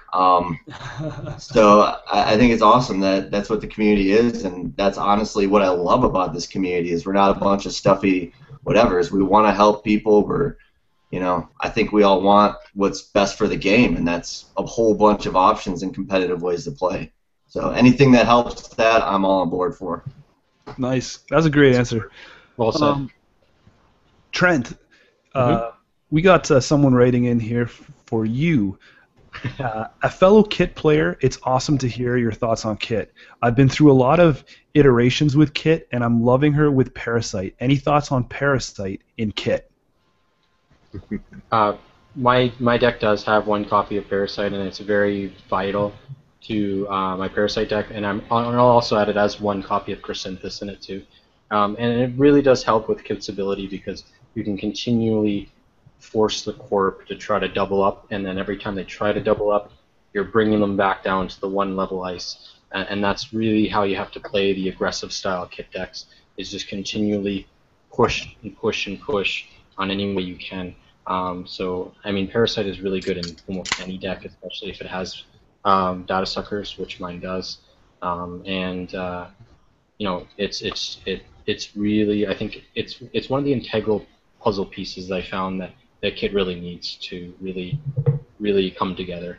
Do you just want to maybe touch on how else you're spending those 10 influence point in Kit so this guy or girl could... Sure. Yeah, so... Just get a just idea. Just touch on your influence there. So you got Parasite, one Parasite, and Data Sucker. Yeah, so I got one Parasite, which is 2 influence, 2 Data Suckers, so there's another 2 influence, 1 Chrysanthus, so we're up to 5 influence, 1 Yug, 3 Stim Hacks, and so what is that up to? 9? What's the last one? It'll come to me. We don't have to sit here and think about it. I think that's a good base. What do you post on, Trent? Netrunner or DB, right? Yeah, I post on Netrunner DB. Yeah, I don't publish as much. Yeah.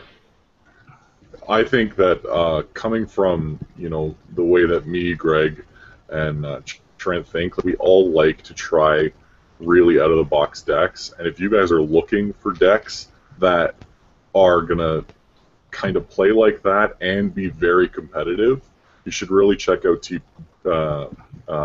TPSVIPER on Netrunner DB, and you post almost every one of the decks you build, right? Yeah, I think so. I don't publicize them very much because I want to be more active in the forums, and I'm really not. But I do try to, whenever I come up with a new deck, I posted a bunch on there. So, let's quickly move on to the next question, since I wasn't included in Chase's group of people who build cool and interesting decks. Every time, okay, we're going to talk about this right now. Every time you are unsure about your deck, and me and Trent are there, we give you an awesome friggin' idea, and then you're all on board of it, and then I get a text about 3 hours later. No, I couldn't do it. That was way too. It's not me. It's not. That's your trademark saying. That deck's not me. So don't even. Don't even what? You just stick with your. Don't just stick with your big breakers and have fun. Oh, that wasn't a cool and interesting deck at the time? No love. Although on the way back from Worlds, we did basically brainstorm the whole James Techie idea. Yeah, when you have 14 hours to kill for a card drive, there's a lot of deck ideas that come up. That was the birthplace of James Techie. Yeah. And Nord, if you want to be less honest. Name the decks to yourself. That's a really good way to get yourself out there. What's that? You broke up. I didn't catch that. The next time you name a deck, name it after. Put your name in the deck name somewhere. That's how you really get things going off the ground.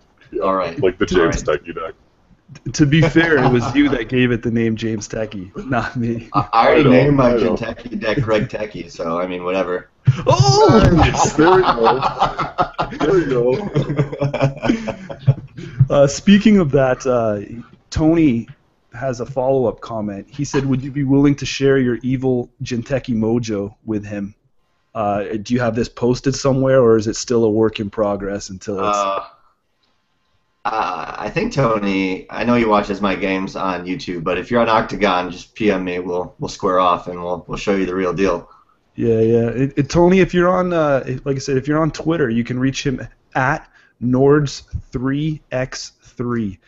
So reach out to him there, and he can probably share a link or something to you.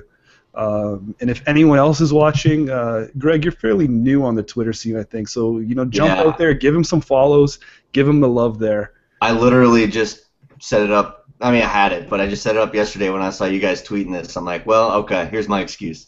I'm on board. Let's see what else we got following up here. We got some more comments from your buddy John. What's your general stance on professional contacts? Seems strong if you don't plan on taking tags. Yeah, I think it's professional contacts is a tricky card. I think it's a very difficult card to make effective because, well, maybe not difficult, but I think it takes a certain mindfulness to play it. And that the main reason is twofold. A, the 5 install cost, and B, the fact that it can be trashed. As John mentioned, tags can obviously be a major hindrance for it. So biggest drawback is going to be cards that run mid-season replacement, but I think the biggest thing to know is just when to play it. And again, it kind of goes back to my point with self-modifying code, where it's the inverse of it, where I can play self-modifying code with 9 credits, 10 credits. I might not even be able to get into a remote server, but just the threat is enough. It's kind of the inverse with professional contacts, where I guess it's in the same vein, where I don't want to play maybe a professional contacts at click 4 if I'm on 9 credits, because now I'm going to be zero clicks, corpse turn, I'm on 4 credits, the corpse like, thank you, we'll score. But if you end your turn on 9, 12, 13 credits, they don't know what's in your hand. You could be toting a test run scavenge and you can get through. So I think timing of knowing when to play it is huge, so you don't get burned. But I think in the right deck, it is absolutely the best vehicle for drawing, just to get it, because for me, in that Chaos Theory deck, I draw a lot, and I'd rather just get paid for it. So, and like I said, it's like the steering wheel of the deck. So whatever I draw into fuels my next play and also points me what I'm going to do. So tricky card, but very, very powerful if used intelligently. Viper, I've seen you include this in your decks, and for a while it was almost your staple go-to. I'm not sure if you're using it anymore, but thoughts on it? Yeah, still using it. Still love it. Nord touched on a lot of the points that you have to be careful with professional contacts. I've seen a lot of games that I played or watched on Octagon where people drop it down like first click and then start clicking on it, and I don't think that's the right way to play it, because you're leaving yourself open very early game to some bad news, basically. So because being that low in credits, I mean, professional contacts won't get you that money back the same way that, say, Magnum Opus will when you kind of install Magnum Opus and draw from it 3 times and go up to 6 credits, right? So it's like Nord said, it's a very tricky card, but once you kind of get the hang of it and know when to play it and when not to play it, it's a very, very strong vehicle. It will net you a lot of creds, and it really actually speeds up your game a lot because you're not afraid to draw as much as you are without it. right? So, and I think that's the mentality that strengthens your game that I think professional contacts a lot of people don't originally think of, but once they start using it, they're like, all of a sudden they're drawing into all their good cards because they're drawing when they normally wouldn't draw, right? So that's I think the inherent strength that sometimes people forget about professional contacts. Yeah, and I'll throw it to Squid to get his input on this one here. I feel the same way. I have very much a love-hate relationship for professional contacts because I always seem to get it in my hand when I don't want it. And I'm definitely not one of those people who love to play it first turn.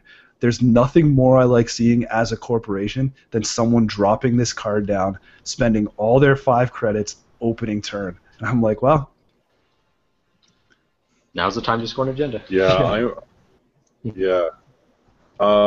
that's the only counter. If you do it early on, there's not a huge chance to open up a scoring window. Like, if you do it first turn and you kind of coop back up, I think doing it first turn is probably the most ideal in my opinion. But then you catalog a lot of how your deck is going to play.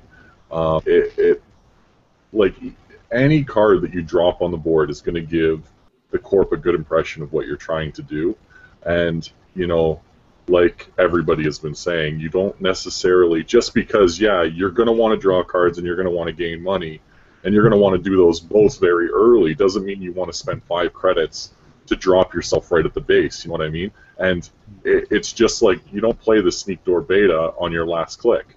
It's not going to do anything, because next turn the corp is going to ice up their archives.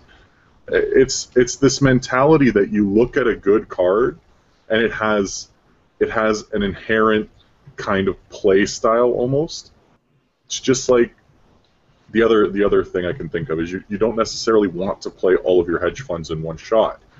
Just because you have them in your hand, if you have the ability to play them and surprise the corp when you want to surprise the corp, that's a better play than just going, I'm going to spend this turn playing both my hedge funds and then, kind of cataloging the fact that I have way more money than I need at this point in the game. Too much of an opinion on sorry. No, I cut you off, man. I was just gonna say it's nice after a hedge fund first turn. It's okay. Like a hedge fund or a lucky find, I think it's reasonable. That's what I mean. Like, there are ways to mitigate. There are ways to mitigate that cost. And I think right at the beginning of the game, because it's so hard for the corp to just go, oh, he's broke, so I'm going to create this mini scoring window. I'm just trying to say that it's just this card, like any other card, might have a clear way to play it, like you have an idea in your head, but there's always a better way to use it. Just like I said, don't sneak door last click. Like, you're just cataloging what you're going to be doing for the rest of the game. You don't. I'm not gonna gain a bunch of economy, gain the exact breaker I need to get into R&D, and then last click play a keyhole. Because chances are, next turn I won't be able to keyhole. So you need to set things up properly. And I think this card is just like any card in the game. Perfect. Joseph writes in and says, Greg, with Next Silver spoiled, do you think Next Ice has a place in red coats or other Glacier decks when it's released? Can someone run through Silver quick? Does anyone have it off the top of their head? Res is for 3, strength 1, and it gains its sub. Oh, 2? I think it's 3. It reses for 2. I'm going to pull it up right now. I can pull it up quick. Yeah, I guess I can too, huh? It's a strength 1 barrier. It's a strength 1 barrier, and it gains an end the run subroutine for each next ice on the field. So instead of gaining strength, it gains subroutines. But we have to figure out what it reses for. And I don't have it yet. Oh, I thought you were reading it off there. No, I've got a good memory, y'all. Oh. So it's 3 res, 1 strength, 1 sub per next ice res. Yep. Either 2 or 3 res. One of the 2. Okay. It is. I have it here. 3. Yeah, you're right. Yeah, I think there's a place for that. I mean, It's 3. 3? Okay. Sure. I mean, yeah, I think there's a place for it, and the way I see it, and naturally, Jameson, you can relate to this based on your previous comment. I've seen about 500 versions that are better than my version of Redcoats. But I'm not putting that down because it probably is better for that person. You know what I mean? Like, we all have different play styles. So I think that this is going to sound like such a canned diplomatic answer, but I think the truth is that you can make any ice work, really, if you build around it. Like, recently I got some, I won't say flack, but I was challenged about why are you running 3 data pikes in your Redcoats deck when Yogg chews it up. Well, the thing is that, yeah, data pike sucks against Yogg, but I have other things to deal with Yogg, and the whole point of data pike is to tax them early. So, maybe that doesn't work for other people and how they play that particular deck. But yeah, I think you can definitely make next silver work, because if you have next bronze, which I definitely think works in Redcoats, it was in my original iteration of the post. So why not? I mean, a 1 strength barrier. The only thing I would be careful of is just keeping Atman in mind, and that you're not too loaded on 1 strength or 0 strength or 2 strength. So, I think as long as everything else is in balance, it sounds like it can have its place. And subroutines, I think subroutines are the best way to tax. I mean, I'm a fan of Tyrant personally. I think both the next ice do a great job of countering Atman, in the sense that one is going up in strength and the other one's going up in subroutines. So you're kind of damned if you do, you're damned if you don't. If you stay at 1, yeah, you might be able to break that next silver for $5, but then you're not going to be able to break the bronze, and we don't even know what the century does. But yeah, I don't know. It's going to be gold. Ching. Cornball. What do you think, Trent? I think next silver will see its place in a lot of HP decks, regardless if it's red coat or not. I think next ice in general is just going to keep getting stronger and stronger, and it's already becoming one of my favorite types of ice. I think. And they just. Yeah. They'll just keep. We just saw Mother Goddess, which reses for 4 and is strength 4. It's unique, and it gains all of the sub types of every ice on the board. So now it's a strength 4 next, so you can technically have 7 next ice on the field. Yeah, which is pretty awesome. Yeah, so it's next ice is extremely good, and I wouldn't be surprised with that new Genteki identity or agenda that we see, like some of the next ice even start filtering its way into Genteki for some fun play as well. So yeah, I don't know. I really like next ice. I want to see where it goes from here, and I can't wait to see it being played. And Perfect. I just want to give a quick shout out to Joseph. He was one of my regional opponents for the Catman deck, so he got the best of my Redcoats deck. Great job, Joseph. Nice. Very friendly player. Great to play against. This is going to be one of my favorite questions to answer, I think, because I don't think there's going to be a great answer to it, unfortunately. Vince writes in, he says, "Good morning, gentlemen. I've loved HB since the beginning, and I've gone through phases where I always fire an accelerated beta test, and phases where I never do. Obviously, I have Jackson Howard on the table. I fire every time.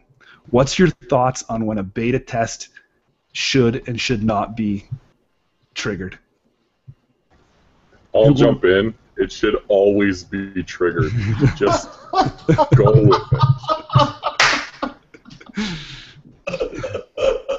I always told all my friends when we were playing, just nut up and do things like this. Yeah. If you do it with confidence, you'll always get ice. You heard that from me first. Fly Squid. Nice. Your deck knows what you're thinking. See, that's my opinion. That's why it's a If living you're card like- game. Oh. That's okay. That's what we're gonna go with now. Yeah, it's a living card game. Your deck is alive, and it can telepathically know when you're putting doubt in it. So if you doubt the card, it will inherently fail you. This is some next You know level how much stuff, faith I guys. put into. You know how much faith I put into psi tests every game, and they never fail me because I'm just like, psi tests are the best. Snowflake has an end the run, no other wording on it. That's what it says. So. Oh man, that's awesome. That's hilarious. I guess I should go. I am the opposite of Chase. I have no luck, and I'm not a very good bluffer half the time. So accelerated beta test never works out for me, unless I have a contingency plan. So That's because you always fail, and you have the worst. Like, that's why you're probably so good on Octagon, because you have the worst poker face. Because I know you'll trigger the ABT, and then you'll be like, you'll have this awkward I pooped myself face, and then you'll for archives, and I'm just like, there's agendas in there, isn't there? and I'll be like, no. Yeah. And it's like I've just been one of those people. It's like, you know, at least with accelerated beta test, I just never had luck with it. And so yeah, obviously Jackson, you're gonna do it, and also like I learned that if I'm going to do it, I probably treat it as a difficulty 4 agenda and drop it down and advance it once, and hopefully have like an archive memories or something that if I need to recover from it, I can. But that's just me, right? Like, if I'm feeling like crazy, I'll go all crazy with the accelerated beta test. If I'm playing next design, I'll probably wouldn't care. I'd just trigger it too because there's enough ice in the deck that it's like whatever. But yeah, that's just me. Greg. The way I see it is, it has to be like a logical decision, not like a luck-based decision. Because look at the board state, look at how many agendas have been scored, look how many in your hand, how many are in the archives, how many ice have been on the table, how many in your hand. I mean, it's a simple equation ultimately, and know the game state. If I'm up 5 points and the only thing that's going to beat me is dropping 3 in the drink, I'm probably not going to run it. You know what I mean? So Yeah. like. Another thing, if somebody's got a sneak door beta out, and I got like a Victor 2 and like a Heimdall 1 on archives, who cares if they fall in?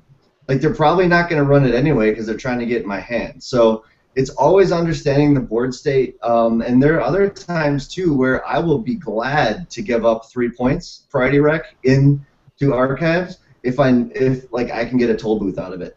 Because that toll booth is going to give me total security on a remote to score the other 2 agendas I have in hand, and those might be the only 3 points they get. So, I mean, it just requires common sense. I want to give a shout out to MediaCore, who posted this play on the Redcoats post. If you've seen it, install an ABT when you have an Ash on it. You know when you have a scoring window in Redcoats, like you just know, or HB Glacier in general with the Ash. Like typically you can do the math and figure it out. So.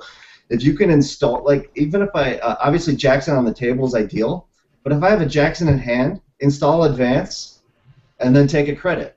Well, now on next turn I can advance, score. If an agenda falls in archives, play my Jackson. I have that backup.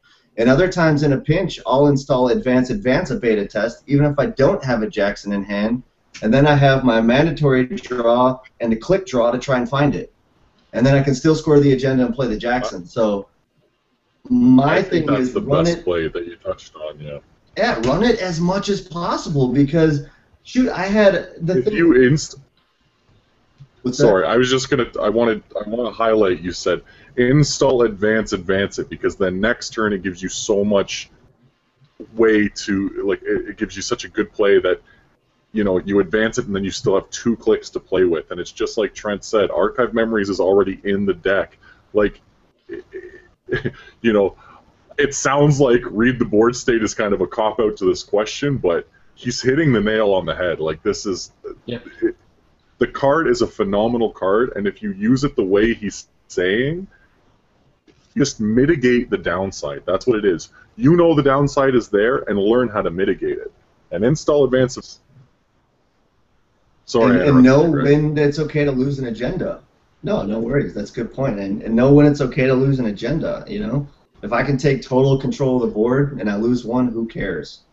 Yeah. Another side note to that, really quick, is that if you are in a situation where you triple advance an ABT, you have no real contingency plan, and it drops maybe two agendas down there, and it reses one ice. It's, just to clarify to people, never put that ice over archives and give away your secret, right? So especially if it's already protected well with two other ice, and you can make sure you can out. But if your archives is unprotected, you only res one ice and drop two agendas in there. Don't put the ice over there thinking that it's going to stop the runner from getting in there, because 9 times out of 10 it won't. So.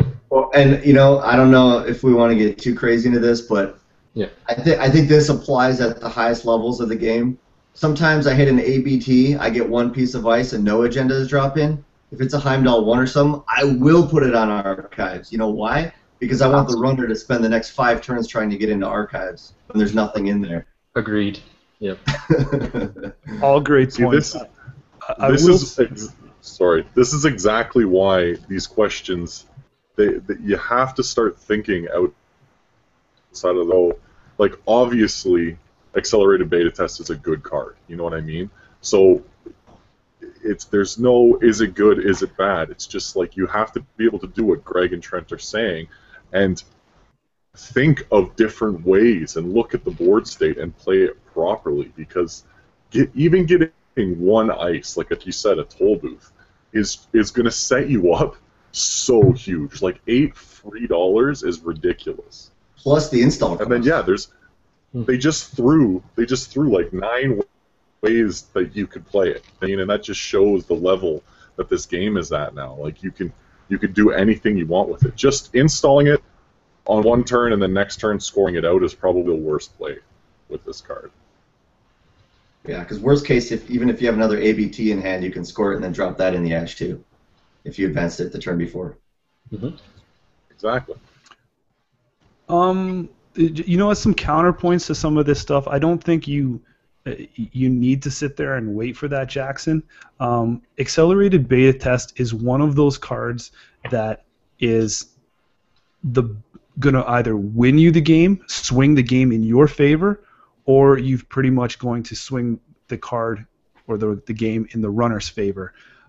It's such a momentum flipper. That being said, I find one of the best things to do if you want to trigger an accelerated beta test, you got to plan your deck around this kind of stuff. Don't run a high count of agenda density. You want to bring that down. Look to. I know it sounds counterproductive because you could be ditching 3-pointers in, but if you could cut your agendas down to under 10, or even the magic number of 8, you can easily do the math in your head. If you haven't seen an agenda in a while, and you have an accelerated beta in hand, maybe you don't want to trigger it, but if the runner already has one, you've scored 2, you have one in hand, what's the possibilities that one's going to come up? Probably slim.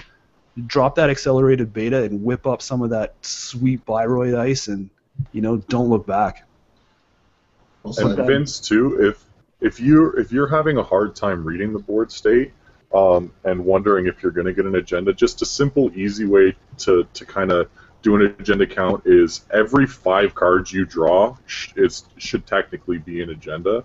So if you do a count, and say for instance you have 25 cards and you've drawn them and there's only two agendas that you've seen on the field somewhere, chances are 3 agendas are going to be coming up very soon. Like it's not flawless math, but it's a good way that you could start learning like the flow, like the ebb and flow of the game, and just counting cards almost, and just kind of going, I've been lucky I haven't seen agendas right now, but I should theoretically have 5 out on the field if I've drawn 25 cards or played, you know what I mean? That's just a good kind of easy way to get into looking at the board state. Cool. All right, guys, we're kind of getting in the home stretch here, so I want to make sure we answer all these questions, but I also want to make sure we don't run too late, so let's just watch how long our answers go with these ones here. Sure. We have a question here. Lately everyone is saying that Wayland is the least powerful corp right now. Wayland has taxing ice and or can rush out some agendas early until the runner draws some plascrete. Why do you think that people are calling it the weakest? I can start with that since I made that claim earlier. You reap what you can sow. label me as quote everyone. No, I don't think everyone feels that way. First of all, I know there's plenty of Wayland love out there, but I just think that it's maybe the most predictable. That's not the best way to put it, but I just feel like maybe it's a matchup thing with my Chaos Theory deck. I don't know, but I just feel like it's easy to get a lock on it. A lot of times, like bad publicity. Like I love bad publicity. I just love soaking it up and running with it. I think Wayland has some holes. I agree to have taxing ice, but it's not really like. I think you're better off playing a taxing ice deck in because we built it, honestly. And I do have what I consider to be a pretty solid because we built it deck that's sort of like a Redcoat's Wayland version. But I think that the super modernism way to play it is probably still the best, which is rush agendas, make the runner run, and fear scorched earth. And that's always going to have merit if the runner can't find breakers. So I think it's a great deck. I just don't think it has the versatility that other ones have. I'm going to jump right on that point just to spit along. I think you hit the nail on the head. Every other faction has a lot of versatility. Like there are, like even in just single identities, like there are hundreds of CI decks. You know, there's a bunch of ways that you could play NBN. And right now, I think the most competitive way is to play Super Modernism. And it's just like I touched on with the HB early. We've all played against Super Modernism. It's just so easy to play around now. Not that it's a bad deck. It's just we've all seen it, and it works, and we know its tricks, so we know what to expect. And I think that's the easiest way to say it. They just don't have as much versatility as every other faction. You're up, Trent. Yeah, I mean, I'm kind of in the same boat as Nord. Obviously, running Personal Workshop, SMCs, clone ships. We love bad publicity whenever we see it. We just soak Thanks, it up. guys. Yeah. Thanks for loving bad publicity. Yeah, we love bad publicity. That was a shameless plug. I'm sorry.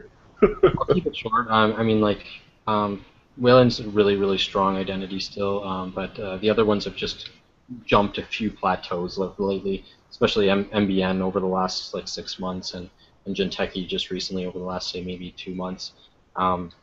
And HB's just always been solid, so it's not that it's that far off of the rest, in my opinion. It just maybe needs a couple more like cards to make it more versatile, I think. And so I'm basically just cutting it off there. Basically, just what Nord and Chase said. You know, it's just not as much options with Wayland. I think people sometimes confuse weakest for just not the new hotness. Really, Wayland doesn't really have a lot of options, and where I think that is they just haven't seen the love yet. And you know, I think they'll get some of that once another identity comes out. You know, even though they have 3 identities, basically one is kind of the forgotten, you know, little brother right now.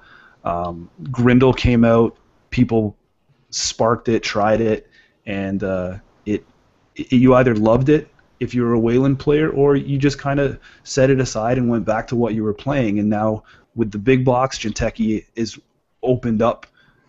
You know, it's way more options right now, and I just think other factions got more out of the last cycle. Wayland provided a bunch of support cards that can be easily splashed, or we saw some punitive in MBN for a bit, and it's just the card selection. It's not weak. and it's not it's not the new hotness. It's just we just need to see the lunar cycle bring more to Wayland to open it up. I think you hit the nail on the head. You were the best one to say. Comes in at the end for the steal. This next question from Mike is actually a great question touching on the new tournament structure. And he asks, how much does ease of play factor into your tournament deck choices? As a professor player, I worry about mental exhaustion setting in this new tournament setting. I'm hearing, we haven't encountered it yet, but this double knockout style that's introduced for regionals makes for a very, very long Netrunner day. Yeah. Go ahead. No, it's fine. I do this all the time. You can go. Okay.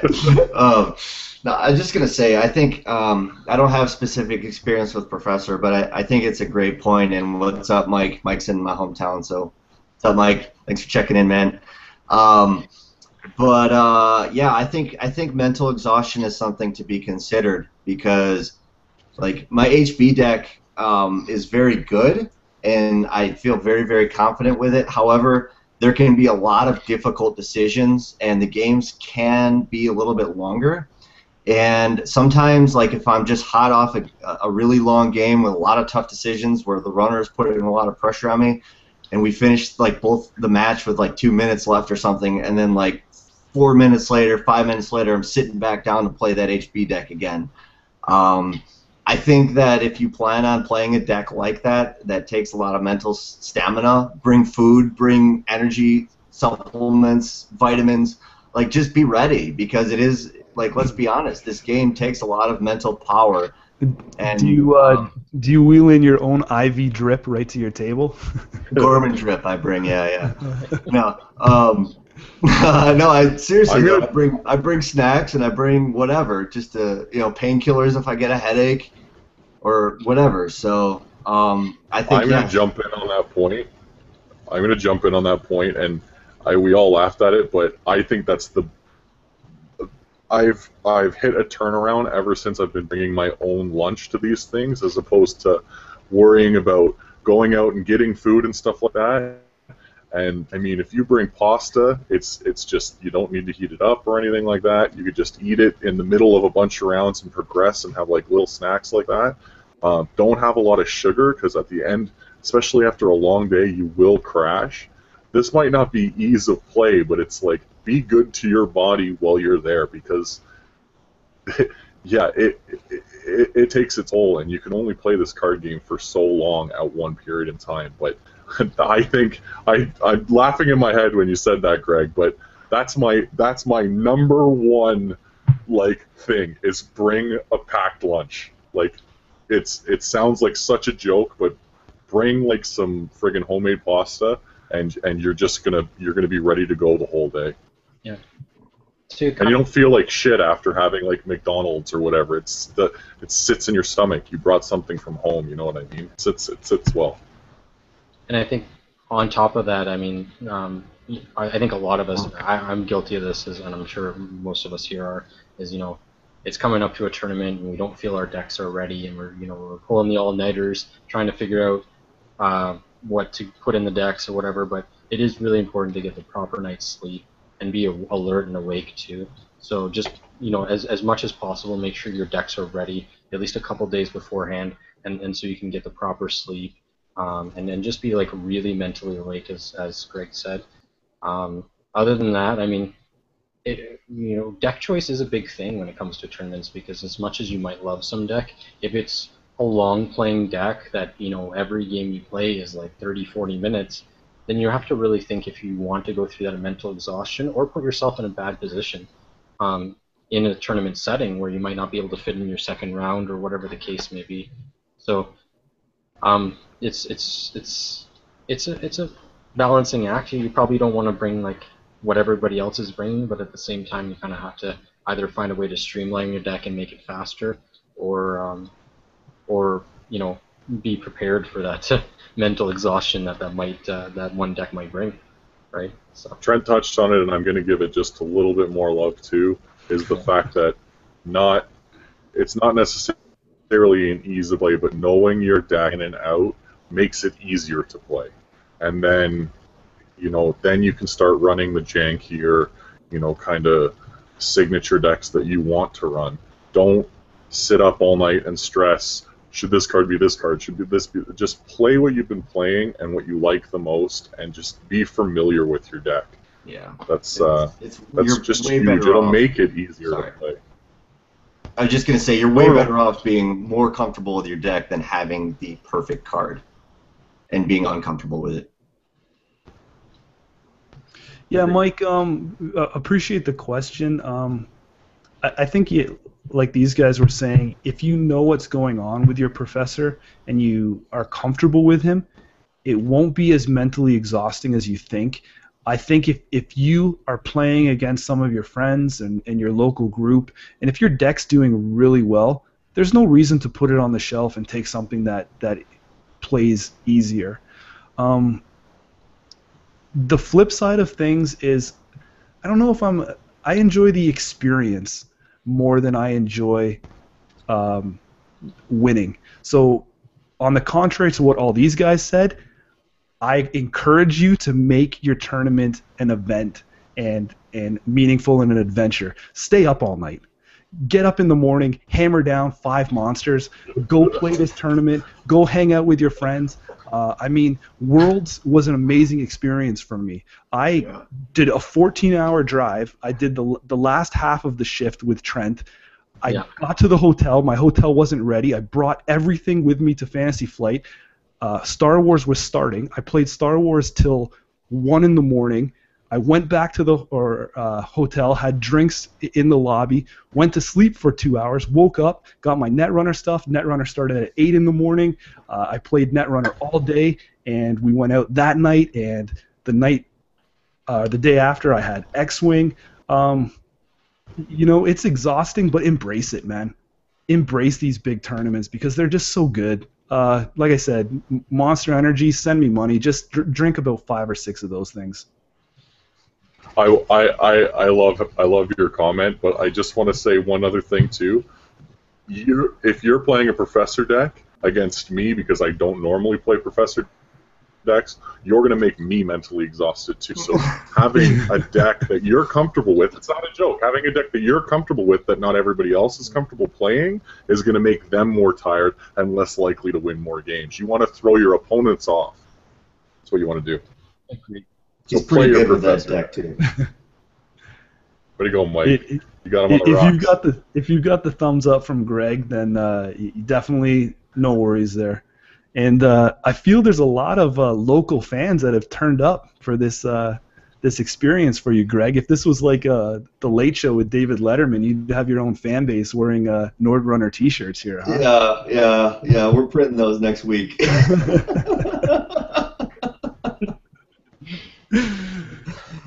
All right, let's see what we got here next. Another one. I think we only have two. We have 2 serious questions left, so we can hit these right quick. Chris asks, what are some general strategies for face checking? I'm finding I'm pretty reluctant to do much or any until I have at least 1 Century Breaker out. I think even that strategy now is even dying away, like in terms of wanting to have the Sentry Breaker out, because now there's Code Gates causing damage, there's all kinds of things that are kind of flipping that whole mentality on its head a little bit, and it's probably going to get worse as time goes on, especially with the Grail Ice coming out. I think it's just a matter of really being able to read your opponent, getting some probing runs in, even if it means attacking centrals that are protected, getting R&D runs in if it's unprotected, or HQ if it's unprotected, and finding out where their influence lies, and getting as much information as you can. And face checking is still very important, and sometimes you just have to see how many creds they have and figure out what that means they can res, and really kind of just take the risks as they come, because there's not a lot of cards that will just kill you outright. So think about that. Like even Shinobi, for example, I mean, they need a lot of creds to be able to kill you outright with a Shinobi early game. So So, I wouldn't even say you need any breakers to face check. Personally, I'm very liberal when it comes to my face checking. I'm willing to take the damage, and I think that's the biggest thing is, seeing how much money they have and being willing to take the damage that comes to you and being prepared for it. I think, go ahead, Jason. I think you said it very, very well in the sense that it's not just sentries that are doing damage anymore. Like in my deck specifically, I run Wall of Thorns, Yagura does damage. You're able to hit points of damage with everything. And the term face checking is kind of losing the sense anymore. Like, if you force the corp to spend money, then they're losing the same momentum that you would be drawing cards or whatever. But this is something that you can control. The corp can't control, when you're going to run. You can make that decision. You can look at the board state. You can say, I have 5 cards in my hand. He's got $4. He can't res a Kamainu, so worst case scenario, I'm going to hit a Neural Katana or whatever. You know what I mean? So that's going to get... You're going to be able to do that less and less as the game goes on because you're not going to be able to memorize every card that this game is going to be able to throw at you or every situation. So just, you have to understand that the corp spending money is a huge, huge, huge thing that you need to win. If you just let the corp go out of control and unres without resing any ice, then the benefit is all theirs. You know what I mean? Because by the time you do res ice, they've already made a bunch of plays and they're already in a better position to deal with you. Yeah, Go on, Greg. I think it really varies on your play style as a runner because as a criminal, it's a lot different than if I'm a shaper.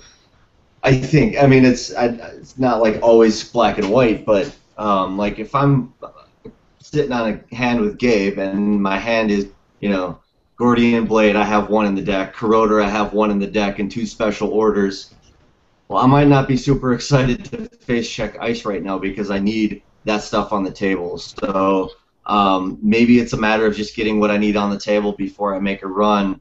Maybe it's looking down on my hand and being like, I don't care about any of these cards, or you know what, my deck has a lot of recursion built into it. Or maybe, like with my Chaos Theory deck, sometimes I want cards in the trash. So I'm perfectly happy to face check without programs. But I think, these guys kind of touched on it is I think both these guys said it in terms of having to be cognizant of cards like Inazuma, which can make a Heimdall 2 bloody, or what you thought you could click through or pay through, you can't anymore. So just, being aware of what's out there, knowing what's the worst case scenario, how bad is it going to hurt you? If I get hit, will it lose me the game, or can I recover? And with that being said, I would say always err on the side of face check as much as you possibly can. Yeah, Chris, just to give you some other tips here that weren't brought up. If you are scared to run in there blind, look at your runner deck and adjust your game style, or adjust your deck to your game style. Obviously, we have self-modifying codes out now. Maybe you need to start running these things. Put one down, and then that way you can adapt to what's there. Maybe you need to run snitch or some kind of expose effects. Just adapt. Adapt your deck is what I'm more so saying. There's ways out there to compensate for people who don't like face checking as much as other people do. But the bottom line is, you're going to have to make runs eventually, and you're going to have to take some risks. And don't be afraid to, I see a lot of people make this mistake. They say they take damage from Neural Katana. For some reason they feel the need that they have to finish the run. And that's like a huge mistake. Like, obviously people are running Shock and Snare still, and there's a lot of damage within the inner workings of the deck. So don't be afraid. There's no shame in running away, meaning jacking out after taking some damage and just taking that time to recover. Perfect. All right, guys. I know we've got still a lot of people watching right now live. So if you want to get your questions in, get them in soon. we're probably going to target 12:30 for wrap-up, so another 15 minutes here, just so we can get all these questions. And guys on the panel, let's try and move these along as best we can because we don't want to leave anybody out. Paul wrote us in here, are there any other utility assets, non-economy, besides a Sansan City Grid that belong in a tournament or Tier 1 deck? Ash. Yep. Agreed. Caprice. Caprice and Ash. I think we can move on from that one really fast, but those are the two that come to mind. I'm a little disappointed in those answers. I really thought you guys would have thought outside the box here more. Red herring. We're talking tier 1 lists. Off the grid. Yeah, like what do you want to hear? Off the grid. Yeah, that's the one. That's the game changer. Well, I just wanted something more creative. Like my answer is that I immediately thinking of right now. I'm playing a lot with different renditions of HB, and I think a Tier 1 HB deck, like Redcoats, I think don't be afraid to put in Edge of World. Sure. I think that could definitely fit into a Tier 1 style, very easily now. Snare. Shock. Yeah. I actually love Broadcast Square because it allows me to put a lot of illicit ice in the deck, and it's pretty fun. These are the answers I was looking for. Good. Yeah. Just had to. I gave you my honest Tier 1. I run Ash and Caprice. That's what I run. So. Jackson Howard. Call me white bread. Jackson Howard. Good one. What? How did we miss Jackson Howard? He's okay. It's almost like you don't even consider him a card anymore because you basically. It's like hedge fund. He's just in. Jackson Howard and like. Yeah, I don't run hedge fund.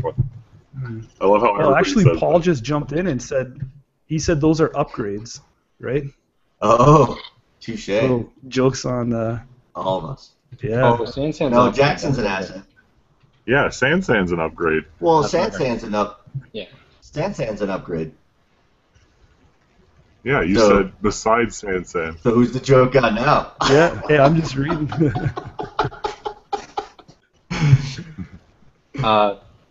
What's that one? Levi University. Yeah. It's going in every tournament deck. Boom. Let me just get through these things right here.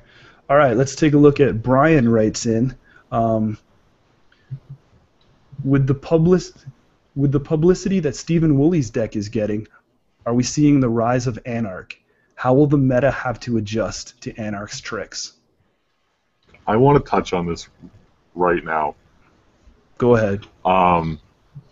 He has utilized a Tag Me style deck that is not. It's not an Anarch build.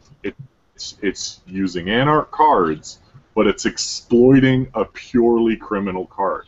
So this is like a 50-50 deck. I don't think we'll see a rise in Anarch decks other than, account siphon spam. That's not to say that this deck is not amazing. I've played it and it's bonkers, but I think that this is not what Fantasy Flight or True Anarchs want to see their deck. Even Steve said in his article, like, he wants to make a Kessia deck.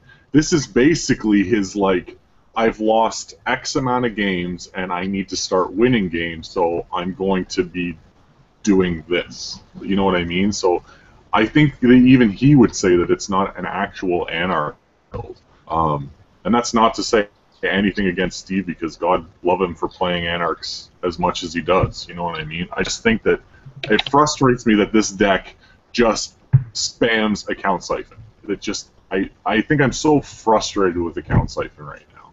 That's is this I don't know that I saw this deck specifically, but I'm assuming 3 Deja Vu, 3 account siphon, 3 same old thing. And he's using data leak maybe reversal. Like a data leak reversal.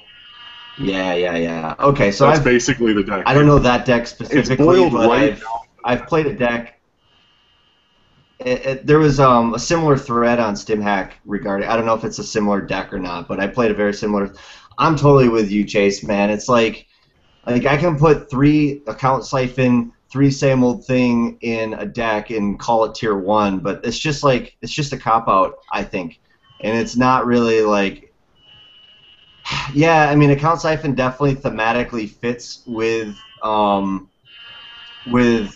and it makes it strong, but I don't think that's like how the creators envisioned Anarch to work. I think and hopefully we'll see more creativity and more openness in the faction, because that was the only way I could make Anarch like sing is with just account siphon trains all day long, and that's just boring to me.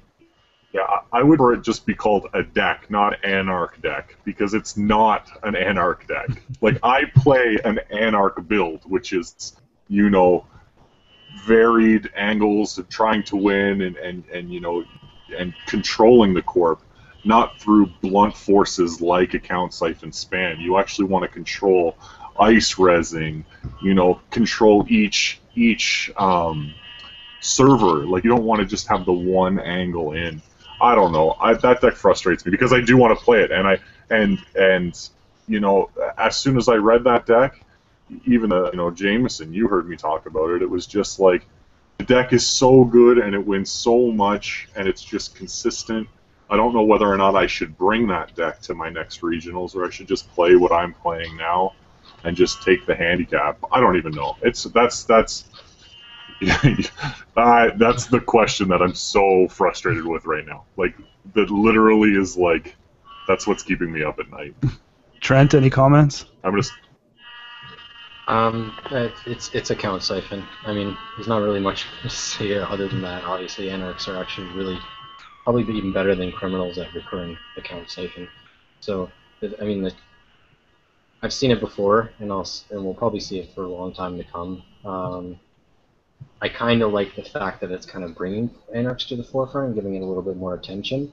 But yeah, I hope that it spawns a lot more creativity out of Anarchs. Like, I'm going to spin this question another way, and I'm going to ask you guys, because I haven't even answered yet. Okay, this is how I want you guys to answer, because this, again, I'm frustrated with this. Do you think this will bring up other Tier 1 Anarch decks, or do you think this is the only Tier 1 Anarch deck?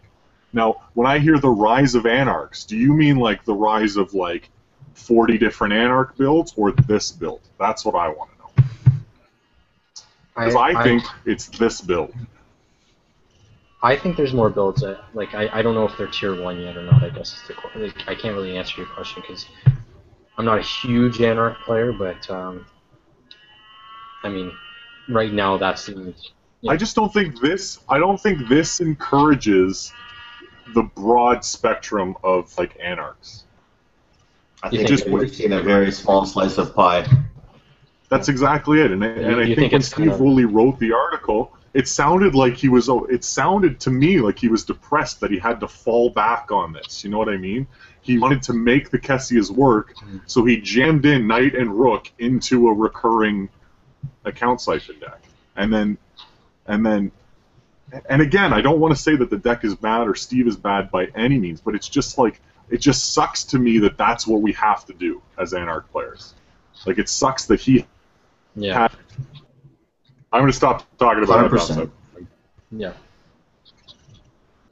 I think the other Tier 1 deck obviously is just Parasite Recursion with clone chips and all that stuff. I think that's pretty close to being a Tier 1 deck as well, but yeah. I was trying to quickly bring up his list here, and I can't seem to find it too quickly. I put it on our Facebook. If you talk, I'll find it. To say how will the meta have to adjust to Anarch's tricks, I think the tricks were already there. I do think that this deck, though, be prepared to see it. Like, basically, it's, you know, one small tweak away, it won back-to-back regionals for him. So no doubt about it, someone's gonna be bringing it to every regionals at least. So be prepared to see it. That being said, I don't think you can take anything away from it. I mean, everybody takes Anarchs tools, the Parasite and Data Sucker, and puts them into Criminal. And, Criminal doesn't get any slack saying, that, like Chase, some of your points there about just because it's an account siphon recursion takes away from it being an Anarch deck. It's not. That's not what I'm saying. It's because the way that he's wording the question is, how will the meta have adjusted to the Anarch tricks? And the only Anarch trick that is in this deck is the fact that they have Deja Vu in faction. So you don't have to splash for Deja Vu. Yeah, but he's running Rena. So he's running the Kessias. So he's holding your ice down. It's like an ice denial deck. And if you read the article, he gives you the bare bones version of the deck, which is the account siphon aspect, and it leaves you with this many slots that you can kind of do what you want to put your own spin on it. There are a couple tricks in here, like the data leak reversal is awesome and all that stuff, but this is not full of Anarch tricks. Like it's not. I don't know. I'm sorry. It doesn't feel like an Anarch deck to me. It feels like, if you want to play this deck, just play Andy. It's gonna be better.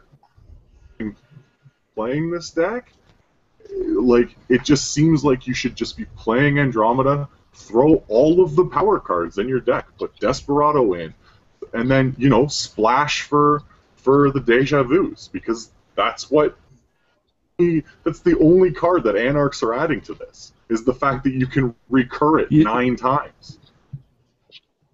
He's running the 3 account siphon and 1 indexing. 4 cards are not Anarch, and you're saying that it's not an Anarch? Okay, that's not what I'm saying. I don't want to talk about it because I feel like I'm tearing it down, and I shouldn't be, because it is a good deck. I'm just saying, the point of the deck. I honestly just wanted to. I honestly just wanted to pause account siphon. Say, account siphon. I think to get back on point, I think he was asking how the meta adjusts to the Anarch's tricks. I think let's address it to that particular deck's tricks. I would just say closed accounts, which should be in a lot of decks anyways right now. That's just my opinion, but I put closed accounts in almost every deck I've built now. I think you adjust by just not letting them account siphon you.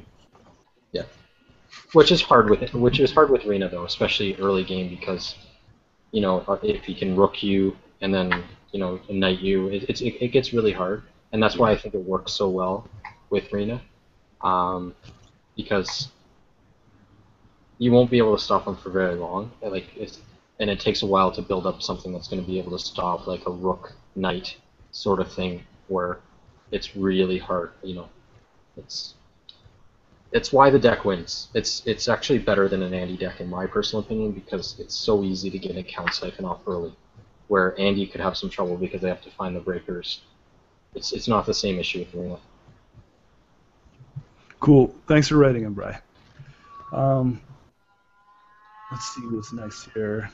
Sorry, everybody. I went off the wall there for a bit. I apologize. On the topic of utility assets, I appreciate hugely the increased trash cost of assets and upgrades Fantasy Flight has been bringing out. I'm guessing you guys might agree. Dragonbane, yeah, I do agree. I love to see higher trash assets, especially because I think Wizard is underrated, and all it takes sometimes is one person to bring a Wizard deck to game night, and it just rips apart a deck that you don't see coming. I think the cards, though, have been very well balanced. Apart from some in the core, when they were still working out the res to trash value, but I think everything recently has been spot on. Yeah, I'm with you. I think that they're getting very good at figuring out exactly how much the trash cost should be. One really looking forward to in relation to this topic is that is that new Genteki, res is for 6, trash is for 5, and you deal a net damage for every card they trash. Scary. I don't know. I love that card. I love, yeah, and the fact that it stacks is just obscene. And it's got the text in there that after you trash this card, it's just bonkers. I totally agree, and I was kind of on board at the early stages when they started introducing cards like marked accounts, and people were originally looking at it and saying, oh, that's a very inefficient card, but then you look at how much it taxes the runner, and then it becomes a really hard choice for the runner in terms of what to do, and that's where I like those types of games and with those assets that really play to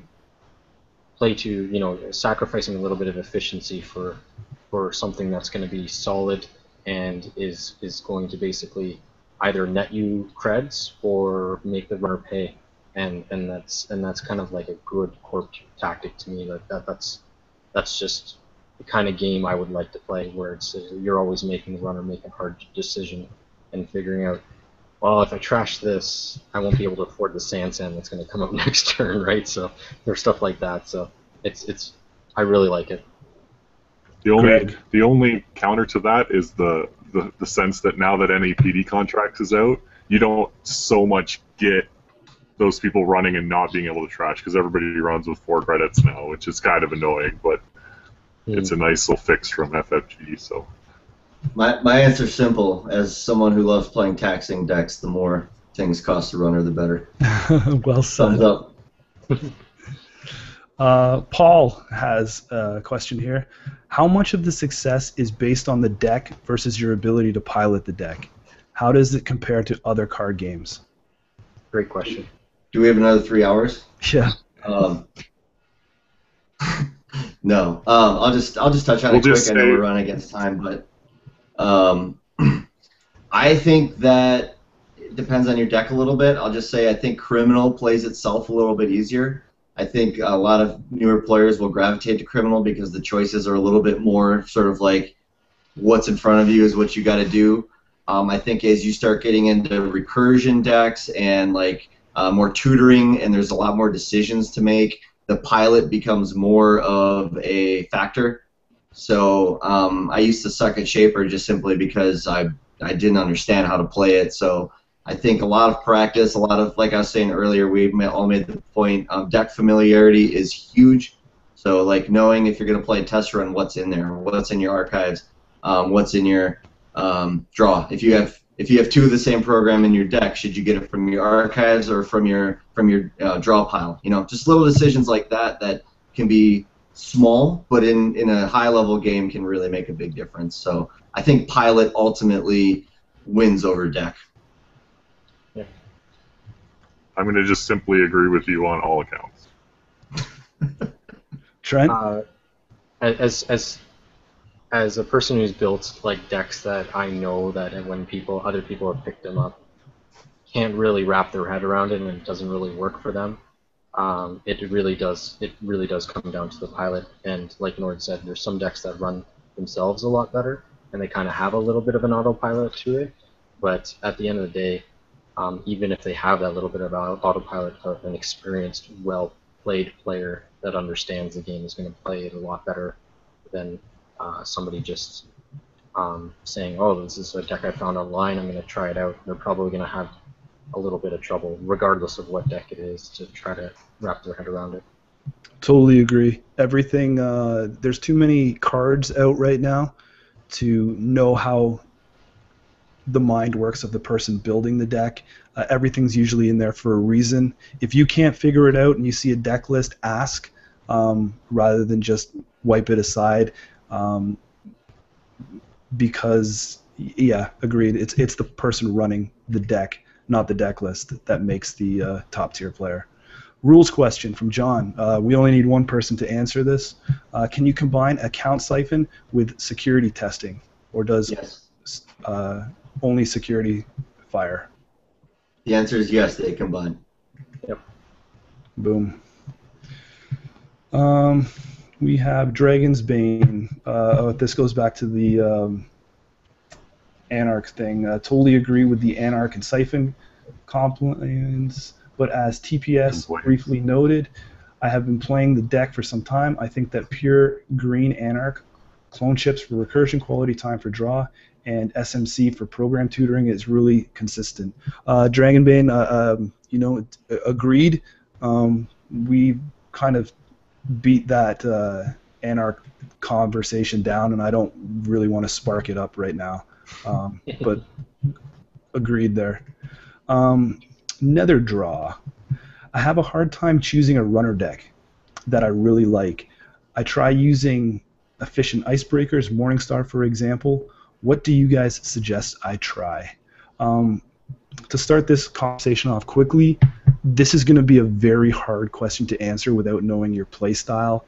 You really have to look at the core of every runner and pick the style that suits yourself. If you're fast and aggressive and just want to, the action-paced game, I suggest Criminal. If you like to sit back and have more of if you're more of a combo player, you might want to look towards Shaper. And if you like to cause frustration and, do some of the fun things that this game has to offer and the craziness, lean towards Anarch. But this is going to depend on your play style. I think I can answer this question for everybody too. Well, not me. I just gave my everybody. One thing I tell everybody to do is make sure every card is in your deck for a reason. It either has to combo with another card or be in there for a specific reason. And then after that, play your deck. Don't just play it once and see if it works. A tried and tested way of doing is play the deck 10 times and just see how it works and make minor tweaks. Don't just tear it apart. Don't build a new deck, screw it over, and then play another deck, and then play another deck, and play another deck. That's not how you get good at this game. You have to stick to one thing. If Anarchs sounds fun to you, just play Anarchs. You're going to lose games. Like, I started playing Genteki. That was hard to do. I lost a lot of games until I got good at it. That's what you have to do. You pick thematically what you want to do, and then just play. Trent or Greg, any quick comments there? I think to give you an idea of how I actually build a deck, it doesn't actually start with the identity. It starts with some of the cards that I really want to work, and then I kind of start building kind of like a support system around those cards, and then finally I choose the identity that seems to work around it. But that's just my personal way of building decks. It might be something you want to try.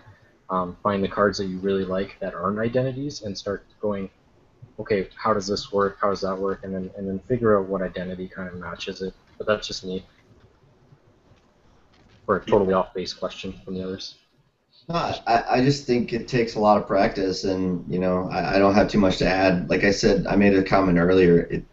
It can take me a month or longer to finalize a deck and find something that I can really polish up. So I think it takes a lot of work, a lot of practice, and eventually you'll start to figure out what works for you, and you can really tweak that and maximize your strengths as a player. Perfect. Brian writes in, I know you're short on time, but Starlight funding Crusade deck, is it there? What will it take? Brian, my answer to that is no, it's not there, and it will take a lot more double events. I mean, it sounds weird and crazy simple, but I think I don't think there's enough to. I don't think there's enough to fill it out. The double events right now are too all over the place. They're not focused. The way the deck is played is you install Starlight and then you play. I don't know. Sorry. The deck wants to play Starlight and then three. Oh, I think you're lagging a little bit. You play Starlight, then 3 doubles, and then next turn you Aesops it out. Like, that was the idea of the deck, and it sounds really good, but it's just so slow. Like, it takes a lot to work up, and you might not necessarily have Aesops and Starlight, and it's just, you're better off playing prepaid and doing that. Like, that's the thing that steered everybody into prepaid. Yeah, I think just to kind of piggyback on that and what I was saying is that even with a lot of double events coming out, I really don't see the benefit, like, unless you're playing 2 double events a turn, for this card to really kind of be there for you as a standout, like, go-to card. But I could be wrong. Like, you know, there could be cards that, you know, take away its bad ability or anything like that. So we don't know what's coming down the pipeline. But as I'm looking at it right now, it's really a hard card to fit in any deck. Yeah, I don't think it's there yet, but I wouldn't be surprised to see it at the end of this cycle have a little bit more relevance. Perfect. Let's see what's going on here. Sorry to... Someone's correcting me. Yeah, account siphon and security testing don't combine. You can only use one effect that replaces accessing at a time. Same reason that security testing and bank job or multiple bank jobs can't stack. I was gonna say that, but you guys were so confident in your answers that I was like, maybe I'm wrong. I was You the guys one were who both was just foolishly like, yes, confident. it does. Yeah. No, that sounds like a better answer than yes. I respect your confidence. We got Okay, 2 more. we got 2 to go, so let's rip these. Do you guys like Kumano and Tori Hanzo working together in a deck? On one hand, Kumano taxes the runner more than bigger their hand is. On the other hand, Tori Hanzo makes easier to flatline with Ronin, but possibly makes Kumano less taxing. I think you're thinking I think that the question itself is convoluted, and that should kind of tell you that it's not going to work well. Like, anything that you have to, like, balance out that much, it probably isn't just worth playing. Like, it's probably just worth playing Kamainu and a bunch of shocks. Or Tori with, you know, I think Tori is going to work well with Inazumas and stuff that the people aren't going to necessarily see, or Hikasu Grid. Like, that's the one that you want with it. I think Tori needs a little bit more in order to be, I don't know. Let me just disagree here quickly. I believe personally, I think Kamado is pretty cool. I don't think it's a great combo with Hanzo at all. However, I will say I think there's plenty for Hanzo to work with now. And I'll just give a quick spoiler. I got 3 in my personal evolution deck, and it's close to MVP. So I think Hanzo is a beautiful card. I don't run it with Kaimanu, but yeah, I think in the right deck, Hanzo can really be a beast, and I also think in the right deck, Kaimano can be a beast. I'm not sure they combo together in particular very well because I'm going to concede what I said to Greg, because you said it way better than I said it. That's what I was trying to say, and you said it right. Trent, any last-minute touches there? I wouldn't necessarily shy away from Kumano over, like, if you're running a Tori Hanzo deck, and yes, I've seen and I've played a couple Tori Hanzo decks, and she's awesome. But just the fact that Kumano becomes less taxing over time because they have a smaller hand size doesn't make it a bad card either. It's if it fits in your deck other than Tori Hanzo, then you should be considering it. But I mean, it's net damage, right? So you're causing net damage, you're converting it to brain damage. Hey, that works for me. This is me though. Gotta have let's see, 3 credits to res Hanzo, 2 credits to utilize Hanzo, and 5 credits to res Kaimanu. So you need 10 credits to do it too. That's another thing to consider. Oh, that's a good. Good thinking, yeah. Yeah, good way to end that one. Okay, let's close off with this one here, guys. I've been back for 1 day, and I completely agree that prepaids seem insane if you can get them out early and load a deck with events. So this goes back to some of the stuff we talked about at the beginning, which I really have nothing to say but agree. Prepaids can definitely swing in your favor in these event decks. I'll just put. I'm gonna just step out of this because I'm the only one that I'm the only one that doesn't play it, but I completely agree that it's a good card. So you guys can talk. Yeah. I'm just gonna stamp on this one and say, John, you'll find out later. Bring it. I remember having conversations. I love shit talking on this. Great. Jameson John, and great Chase. friends. I remember having conversations with Jameson and Chase a couple months ago about how I wanted to make prepaid work, and I think it's come a long way, and it's a great card. So, yeah, I love it. I think Lucky Find helped it along. Oh yeah. It really picked up the speed there when Lucky Find was released about how amazing these reoccurring credits for events can be.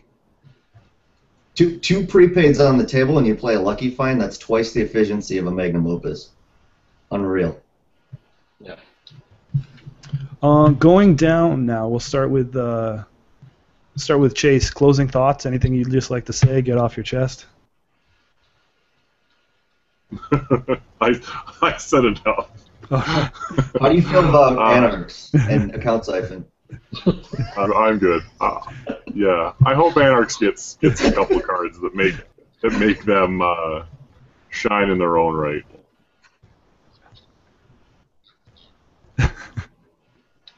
Greg. I don't know what else to say. Yeah, I'll just say thanks for having me on. Yeah, that's okay. This is a blast. Yeah, that'll be my. I mean, I could literally talk Netrunner 24/7. So. Yeah, absolutely. No, I really appreciate you guys having me on. It's a blast. Just want to give a shout out to anyone who checks out my videos and has written me posts or messages or whatever. You know, I hope you always feel like you can write me. And I just want to say, last plug I'll say is it's pretty cool. You know, I really feel like I came from the bottom of the barrel of this game, being pretty terrible at it, to I think being pretty respectable player now. And I would just say, if you want to be good, like the best thing you can do is just pal up with some veterans and pick their brain and don't think you know everything and just get your butt kicked by them and figure out what you're doing wrong. So Spags, Aaron Andrews, I met those guys at Gen Con, and they basically picked me up for the scruff of my neck and turned me into a player. So find some good people, pal up with them, ask a lot of questions, bounce ideas. The game's there for you, regardless of your skill level. You're buddies with Aaron? Oh yeah, big. He's a good guy, man. Aaron's a great. We might have to have you back on. He's just away on vacation right now, and he's dying to say his piece on Netrunner Live. He's got plenty to say, man. He'll be a great guest. Both of those guys. If you can get Spags too, both those guys are great. So yeah, definitely, and remember your Twitter is Nords3x4. You should put a link up there to your YouTube channel so people can find you there, watch the games. You're definitely helping the community. So thanks a bunch for joining us. Trent, the TPS Viper, closing thoughts from you.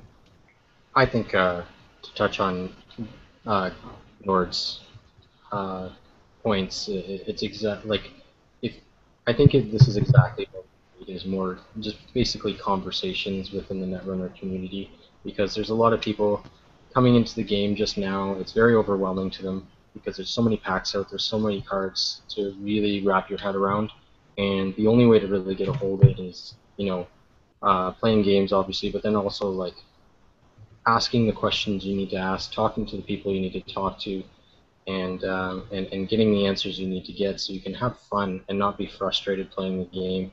So I really hope we do more of this, and because it's really gonna, I think, help.